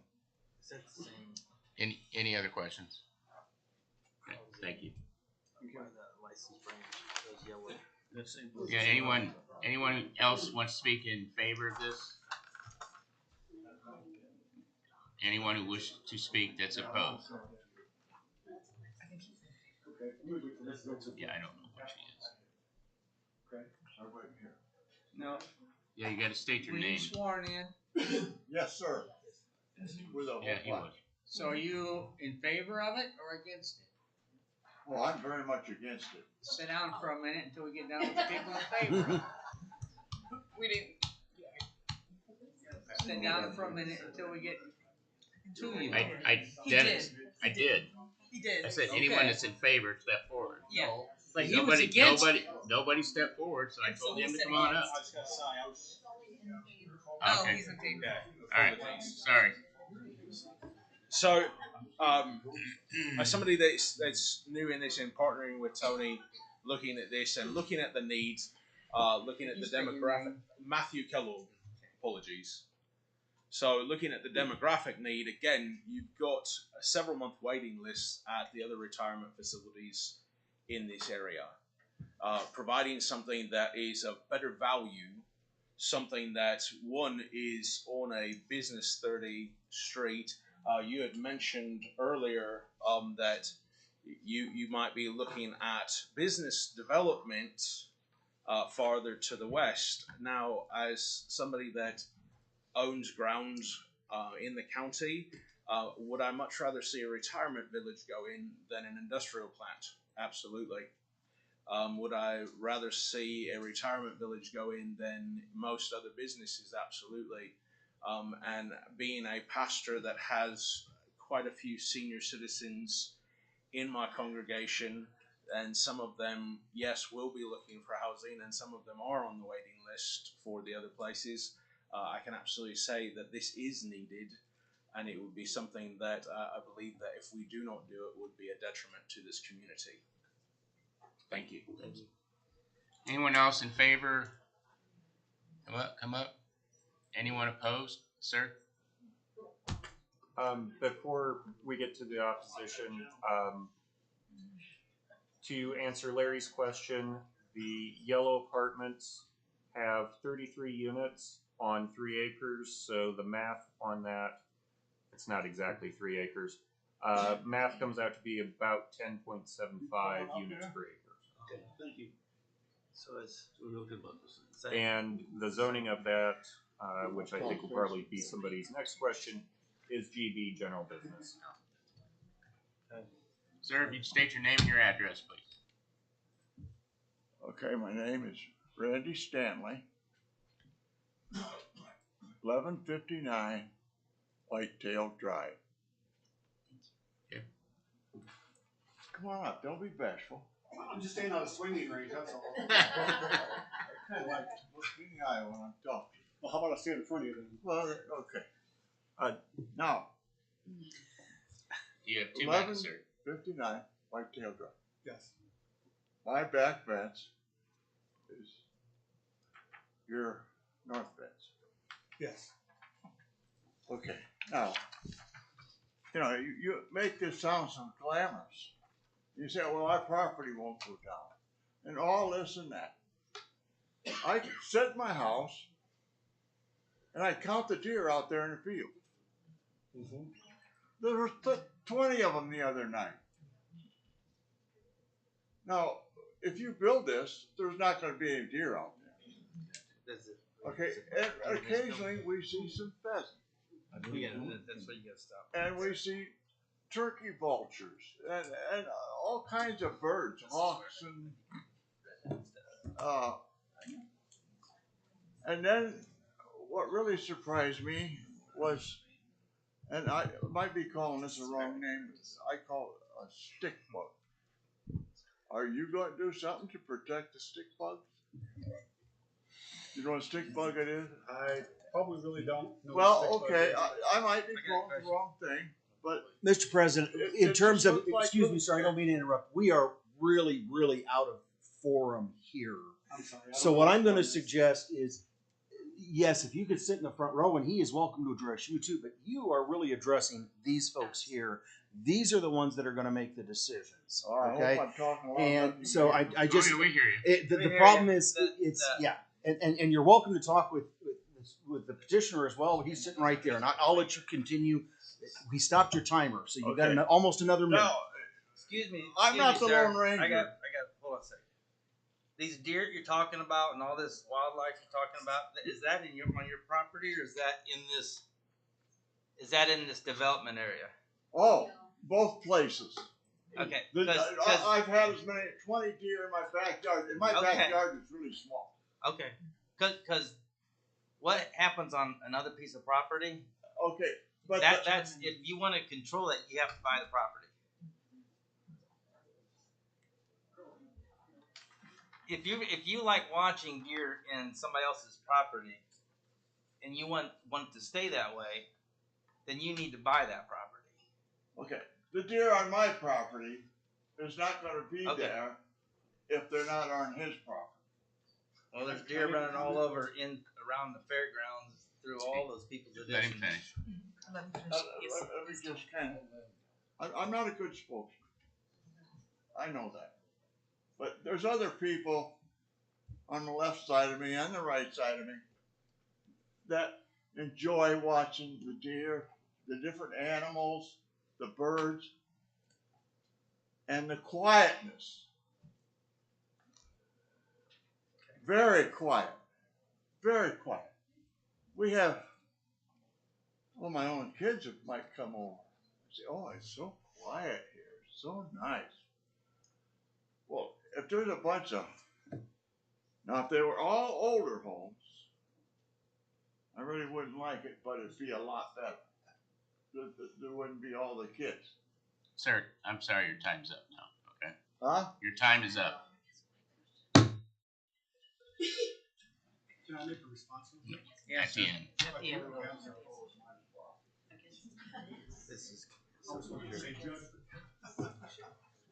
Hi, my name's Samara Yeager. I live at 1183 West Whitetail Drive. I took the petition around in opposition of rezoning this to R3. I mostly worked from your mailing list and was able to reach everyone but 3 homeowners. Everyone who signed the petition does not want this to be R3. We know something is going to have to be built on here, and we're hoping to keep it as single family.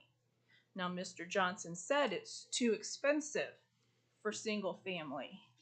He has to build these 3-story apartments, but in a blink of an eye, now they're gone. So once this is rezoned, he can blink his eye again, and there they are. My backyard is to the at the back end of this. So with the 3-story apartment building, they're going to be looking back into all of our backyards. You can't put a privacy fence, like you said, to block that from 3 stories up. My dining room, my bedroom, and my living room is all on that back end. So additional parking lot lighting is going to be streaming into my windows all the time. You know, nobody I spoke to was for it. I'm just worried now. He's a smooth talker. I'll give him that. But his proposal he sent in was for 4 3-story apartments with 150 units. Now magically, in an hour and a half, they're all single story. They're all retirement. You know, once it gets rezoned, we won't have a say. There's no set proposal on what he wants to do. He's willy-nilly all over the place. 150. Thank you. We have control of what he builds. We have control of what he builds. You can Yeah, dictate what goes there. we go to R3. We have control of what he builds. Hi, my name is Dawn Book, and I live at 777 West Dogwood. I hate talking in front of people, but there are absolutely some things that Thursday, when I found out this was going on, because I wasn't part of the 650 feet from the proposed site to get a notice, but it came through the neighborhood. I went and I looked at the cemetery. I was told there was a cemetery there. I did some research, and yeah, there is, and the Browns were buried in like 1895. Okay, David and Mary are buried there. Then I went to look and see what our rights are with cemeteries. We can't touch them without DNR approval. We cannot touch them. We're illegally touching them. You have to stay 100 feet away from a burial site, and especially with the Indiana Historic Preservation and Archaeological law saying that can't be touched. Okay? If you want this, I'll be glad to give it to whoever wants it. I'll give this to whoever wants it. There is only 9.06 acres according to the property card for Whaley County. There are not 10 acres. There's only 9.06. And this is your form. The other thing is, there are monuments in there. And we can't touch them. Wetlands. Has anybody contacted IDEM to ask them if we can even do anything? IDEM is very much involved in wetlands. And if we don't do Indiana Department of Environmental Management, this whole meeting's worthless. I came from Fort Wayne a year and a half ago. I came from by Myers on Illinois Road. I had, in 10 years, so many apartment complexes that I had to move out of there because I couldn't get out of my addition. 30. Your time's up. Okay. Thank you. And I understand your environmental issue.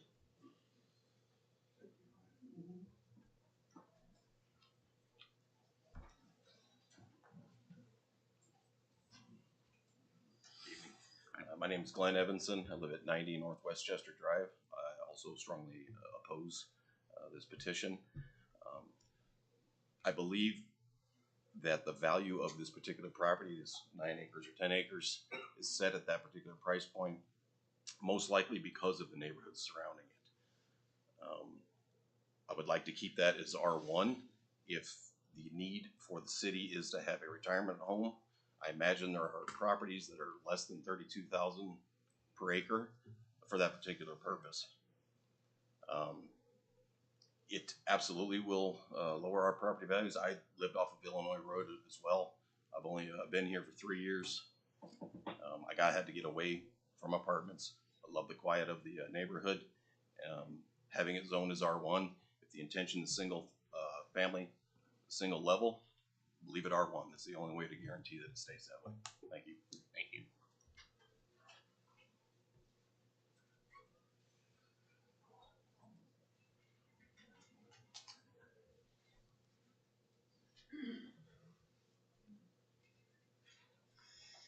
Good evening. I am Steve Holloway. We live on 15 South Stickler Road with my spouse, Lynette Ryder Holloway. Since I am representing more of a group, I'm hoping a lot of a few more minutes because I'm also representing my in-laws who are Richard and Elaine Ryder, who would be in the northeast corner of this project.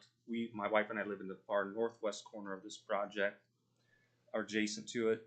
For the record, I was one that requested a continuance of this meeting for how Mr. Johnson described it. The timing was very questionable in not allowing ample time for us to really understand and get the data and consultations and perhaps legal counsel representation. But we're obviously going through with this hearing. Continuance was not considered. I will speak to the drainage problem if I have time left, but I want to get into a little bit more that there just really doesn't seem to be a bona fide proven basis for R3 housing within the city limits, based on the fact that there's the absence of a study that has been included or presented throughout in this record or anywhere here tonight to prove that. So I'm going to just read from the record that you already have in front of you to digest, just to the benefit of the rest of the attendees tonight who are clearly here to express their opposition. And I want to thank publicly Samara Yeager for her outstanding effort to get this attendance here tonight and leading the petition. But the basis for additional R3 housing, I've reviewed the project documentation at the building department and did not find included for reference substantiation the project fulfills a public need for additional R3 housing within city limits, which is customarily proven by professional review, study, and final reporting to support the project. Such substantiation would seem relevant and necessary for board consideration of the applicant's request to rezone a designated R1 property earmarked for low density population. Is there such a justification? It should be included within the record for public review in this matter and a continuance granted by the board for review by respondents and citizens of Columbia City. As it now stands, the application fails to show intent to fulfill a public need and fails to justify any cause for the board to grant an exception on rezoning property to R3 that affected citizens by petition and appearance at this hearing tonight make clear is greatly undesirable, unpopular, and unnecessary to rezone. In addition to the issues raised above, dense population noise, outdoor lighting disruption, increased traffic noise and congestion, roadway safety, reduced privacy, reduced value of adjacent properties are all factors in focus as detrimental to the respondents, our neighbors, and surrounding neighborhoods if rezoning this property to R3 is approved. Ample apartment and retirement housing availability exists as proven by anyone's cursory search online of local complexes near the applicant's acres. Despite there not being an apparent need for additional R3 housing, there's nonetheless other acreage currently for sale within the county in a setting much more suitable for the applicant's intent to build R3 housing. A cursory search online can locate that also. Please do not grant this applicant's request for rezoning to R3 based on this appeal, explaining it is unjustified, unreasonable, and unpopular to do so. Now, if I can speak briefly to the drainage issue, we have lived next to this problem for 24 years. My in-laws have lived next to it for 47 years. The key concern is the old clay tile flowing drainage water to the Phillips ditch from this applicant's acreage at this time can barely handle the current drainage, even considering the remedies made by neighboring property owners at our own costs and being farm ground for optimal water absorption. It's an unreasonable expectation the old clay tile will probably handle properly handle the largely increased volume of water expected to drain from acres of rooftops, hard surfaces needed for car travel and car parking for this project. Flooding of neighboring properties would seem imminent without improved tiling the full distance to reach Phillips Ditch. Now the kicker is the Phillips Ditch Fund may not currently or in the future be able to fund the cost of that tile upgrade all the way from what's left, from what the residents, the property owners in the southeast corner did put in a few feet of improved tile. But there's a lot more footage of tile to reach the Phillips Ditch.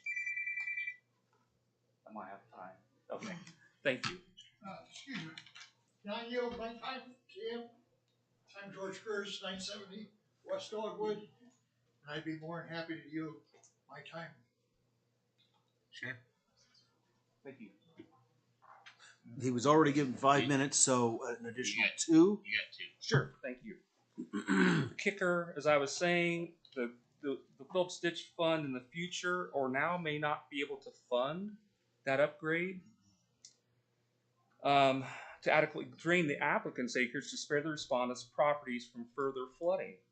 In the case of inadequate funding, it's probable and likely an additional Phillips ditch assessment fee would be unfairly charged to the affected property owners to fund the remaining footage of tile needed to reach the Phillips Ditch to drain the applicant's flooding issues to be exacerbated by this project. The proposed remedy would be the applicant should fund any and all improved drainage needed to properly drain the project acres entirely to Phillips Ditch without increasing the Phillips Ditch assessment fee to affected property owners. Absent a signed agreement by him to do so as part of the rezoning review, the applicant should withdraw his application to rezone the property, and or the board should deny the application for rezoning to R3. Thank you. Mr. President, I have a question. Yes. I wish to address Mr. Weigel in regards to, since this is now annexed within the city limits, the county drainage assessments no longer apply to city residents. Is that correct?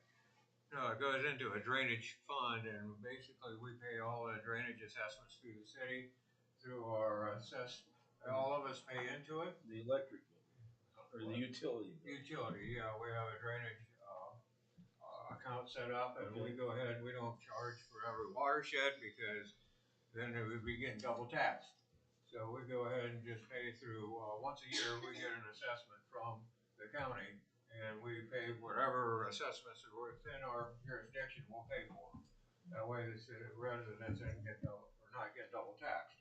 My issue with what's going on, with all due respect, sir, I don't question your integrity or character. I have the utmost respect for what you're saying, but at the same time, you're pumping more water into that Phillips Ditch, and I've been on council for, this is my 18th year, and I've been out with Westgate in the area with drainage, and more than anywhere else in the city, and especially I worked as a GIS coordinator in the drainage office, and so I've listened to Phillips Ditch. That's like a 4-letter word in my head.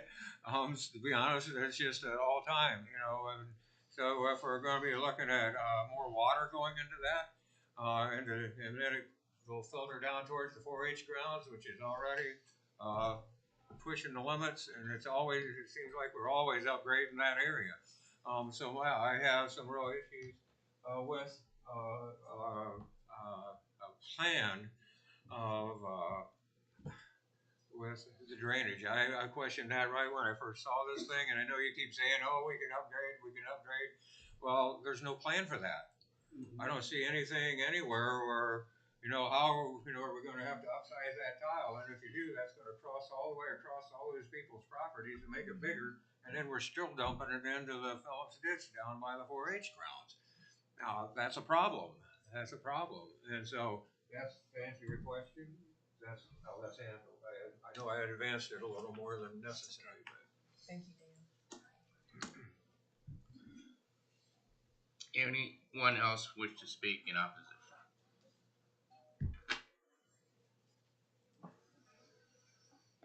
This is probably not very nice, but I don't care about your success building all your homes Name and or how address. wonderful they Name are. and address. Could you say your name? Vicky Zickgraf, 165 South James Street. We live there now for 20 years, which is directly across from the cemetery.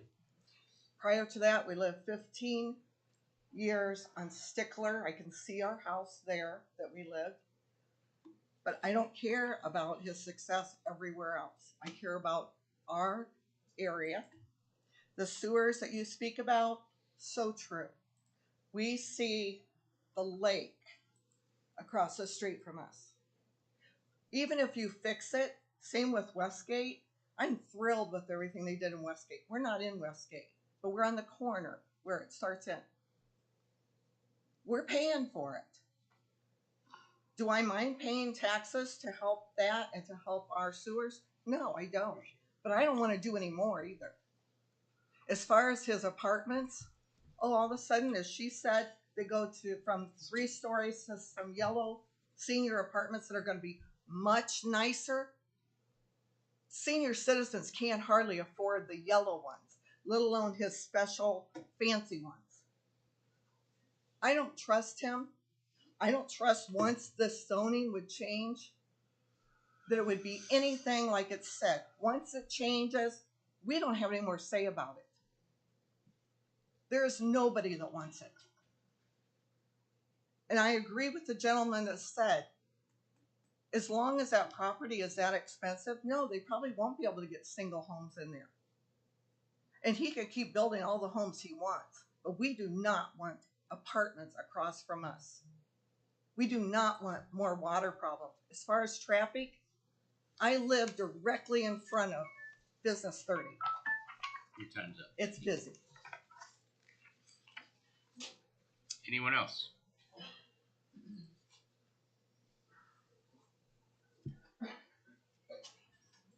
Hello, Weston Dorman. I live 1200 West Business 30, just catty corner to the Zickgraf. Definitely like to have, if worst case scenario, this does end up in R3. I want R1 just like everyone else in here. I'd love a cornfield too. That'd be great. But I definitely need a wall, especially with the plans he had initially. You know, we're talking a pool, a playground. That's all along my property, which I don't know if they're making. His whole new sketch is totally different now. No, yeah, it's kind of scrambled my eggs, but yeah, they were talking what retention pond might grade, pool, tennis court, playground, Sales office. That's a lot of noise. You know, my wife and I, we moved in 2021. The kids love this property. I just want to say I want single family. That's pretty much all I can say. Thank you. Thank you. Thank you. Anybody else?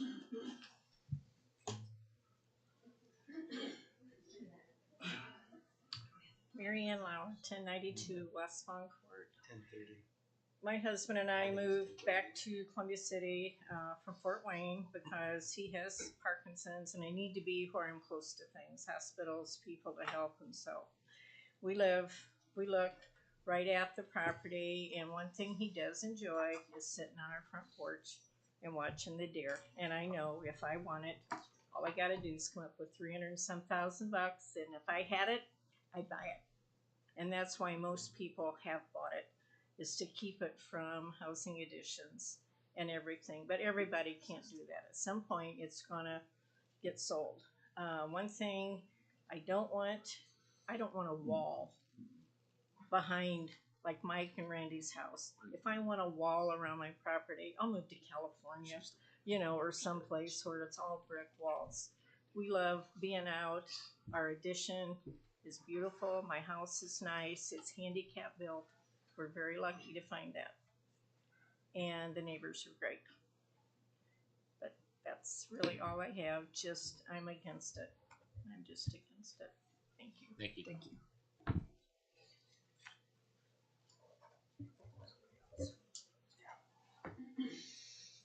Hello, my name is Joyce Hawkins. I live at 1323 West Glenwood Drive. I serve on our Deer Chase HOA board, and I have for the past 4 years. Our neighbors are opposed to this. We've been blindsided, I feel, with the timing of this. We didn't really have a lot of time to respond with this being the holiday period. So we were able to collect a lot of signatures, as you can see.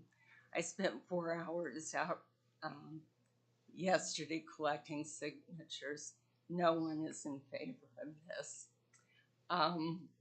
Feeling a little bit blindsided again, because now from 150 unit 3-story apartments, now suddenly it's retirement homes.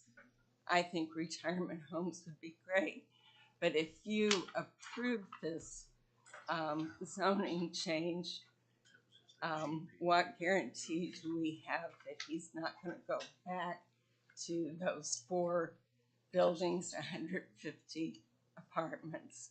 So I know so many of these people, and I represent them, and I just urge you to vote no.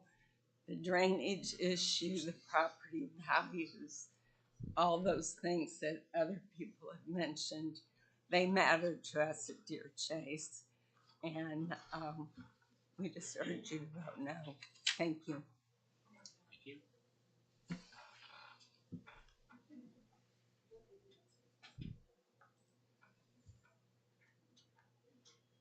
Anyone else?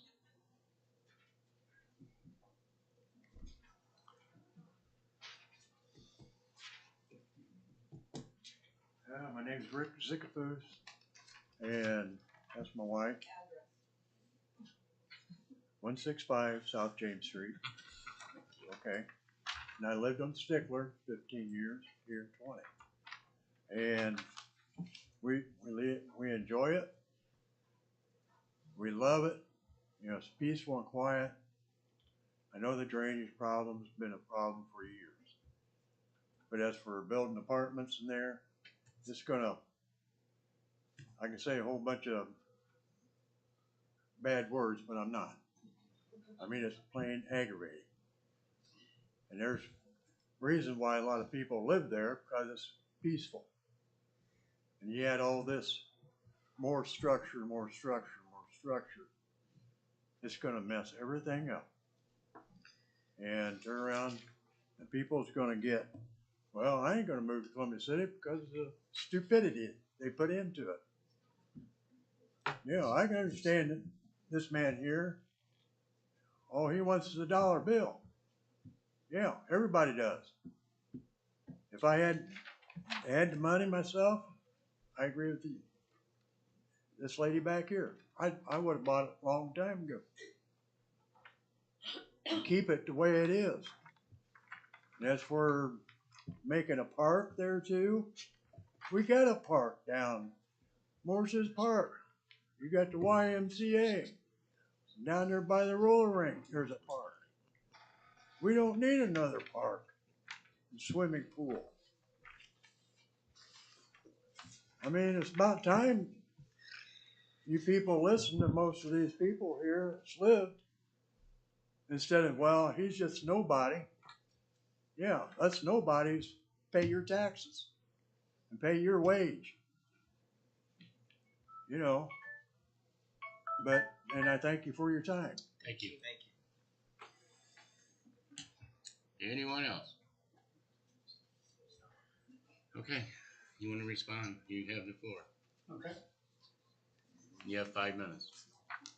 Well, it seems like most people here are opposed to what we're trying to do, which I kind of knew up front. Most of them are trying to say, well, you know what, I opposed these 3-story apartment buildings to begin with, and now I'm doing a bait and switch, and I'm going to put retirement homes there instead. What's to keep me from being dishonest and put the 3-story apartment buildings up there? Well, I think we can probably dictate in this right here to state what the rules and regulations are going to be and the guidelines are going to be to what's going to be available and what's going to be built on this property at the zoning. So you could make mandates. This is not accessible for a 3-unit building or a 3-story building. That answers that question. Drainage. You know, I don't have all the answers up front about all the drainage issues. I'll just be honest with you. One thing I do know is this, is that right now I've been working with the powers that be for infrastructure upgrades, which I would assume drainage would probably be one of them, due to the fact that if we're having water problems currently, then those are going to be problems that are going to need to be addressed. So if we're having water problems, we'll probably deal with that through some of the monies that we're going to be doing through the infrastructure upgrades in the property. As far as the fact, I get it. Everybody wants a cornfield because you've had a cornfield for the whole time. That's pretty sweet. It's not going to stay a cornfield, whether I buy it or not. It doesn't matter if I purchase this property. You don't understand this. What's going to matter is who purchases the property and what they're going to do with it. Somebody's going to purchase this piece of property. They're asking $32,500 an acre. Unless there's only 9 acres on this property, then it's probably closer to $35,000 to $37,000 an acre. Who wants to pay $37,000 an acre for property? No one's going to plant corn on it. Someone's going to develop this property. If it's not me, it's going to be somebody else. I'm just saying. That's just a statistic. Retirement homes are needed in this community. Why? The ones that are currently here have a 3 to 6 month waiting period on them. It's not very long unless you're the person waiting 6 months.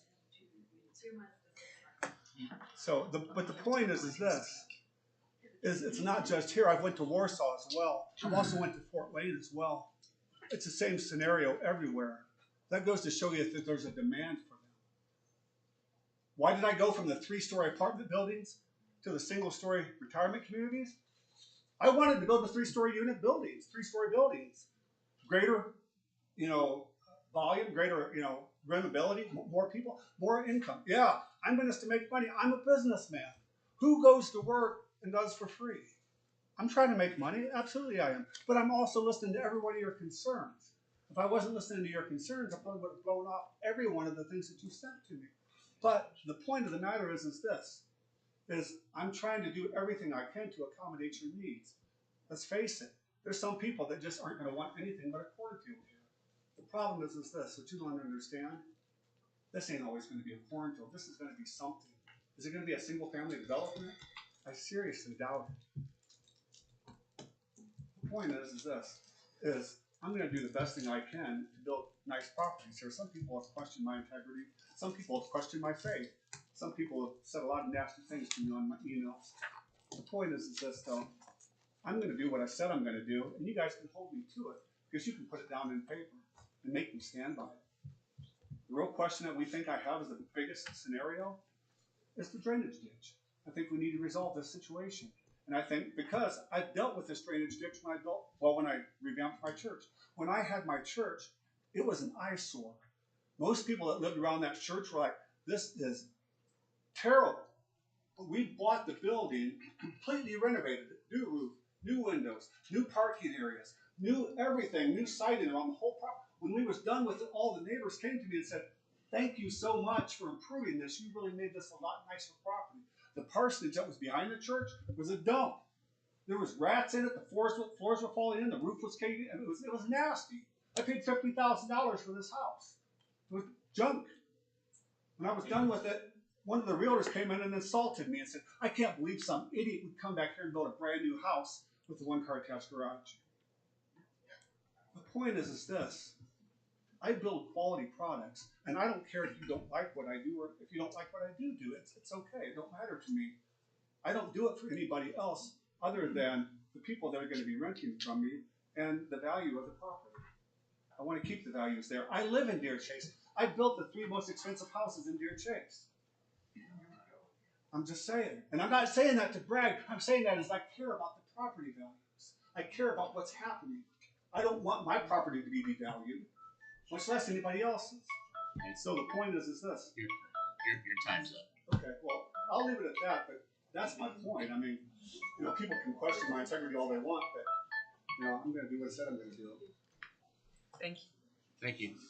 At this time, I'll close the public input portion of this meeting and turn it over to the board.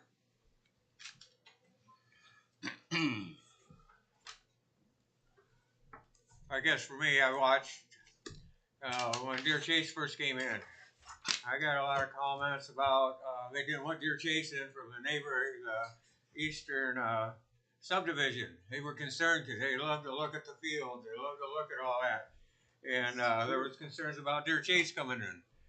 But one of the concerns I have with this whole thing is a plan. I don't live out there. You all do. And I have struggled with I'm not so sure this is an actual place for this. Will it be developed into something? Sure, something's going to go on out there. So what's best to go on out there? You know, is there a need for senior apartments? Absolutely, trust me. I've been trying to get my mom into one. There's just too long. She'll probably be gone before she has an opportunity to get into one. That's just being honest. So is there a need? Absolutely. Is this the best location? I'm really struggling with that. And I listening and seeing the petition that's been drawn by people that live there. I have to admit I'm struggling with that for lack of plan on how the drainage is going to happen. How you know, one lady got up there and talked about so they could look right over whether there's a fence there or not. They could look into my backyard. I'm already dealing with that in Brennan's addition. Where people are looking into people's backyards just because of the way it sets. So yeah, it's a struggle for me to I mean, I respect the petitioner, but at the same time, there's a lot of stuff that needs to be taken care of, and I personally think we need to listen to the people that live out there. I don't live there, so I'm leaning towards supporting the people that live there. I mean, I'm all for development. Don't get me wrong. As long as it's done in a controlled way and a proper location. And it's not a question of the integrity of Mr. Johnson. I can't say that he wouldn't do what he's saying he's going to do, and I can't say that he will do what he's going to say. But what I can say is that looking at the comprehensive plan, and the perfect example is the first petitioner that we had today, Thor Hodges. There's a part that has an overlay, and he's talking about putting the development in the area of where the comprehensive plan regulates that, which is fantastic. In this, it doesn't fit in with the comprehensive plan to me of being R1. And exactly like you said, Dan, I don't live there, you live there. But it really, for me, it is fully that comprehensive plan. And that is why I'm most likely leaning towards an unfavorable recommendation. So you're making that motion? I would love for everyone to finish doing what but I will definitely make that motion. I'd second your motion. Okay, then I'll go ahead and make it now if you guys don't, unless you would like to have more discussion. Okay. Okay, Mr. President, I'd like to make an unfavorable motion for 26-C RZ-2. I second that. Okay. A motion and a second on the floor for a unfavorable recommendation to City Council 26-C REZ-2 R1 R3 property located at 1120 West Business 30. Those in favor of the unfavorable recommendation, please signify by raising your right hand. Those opposed, motion carried.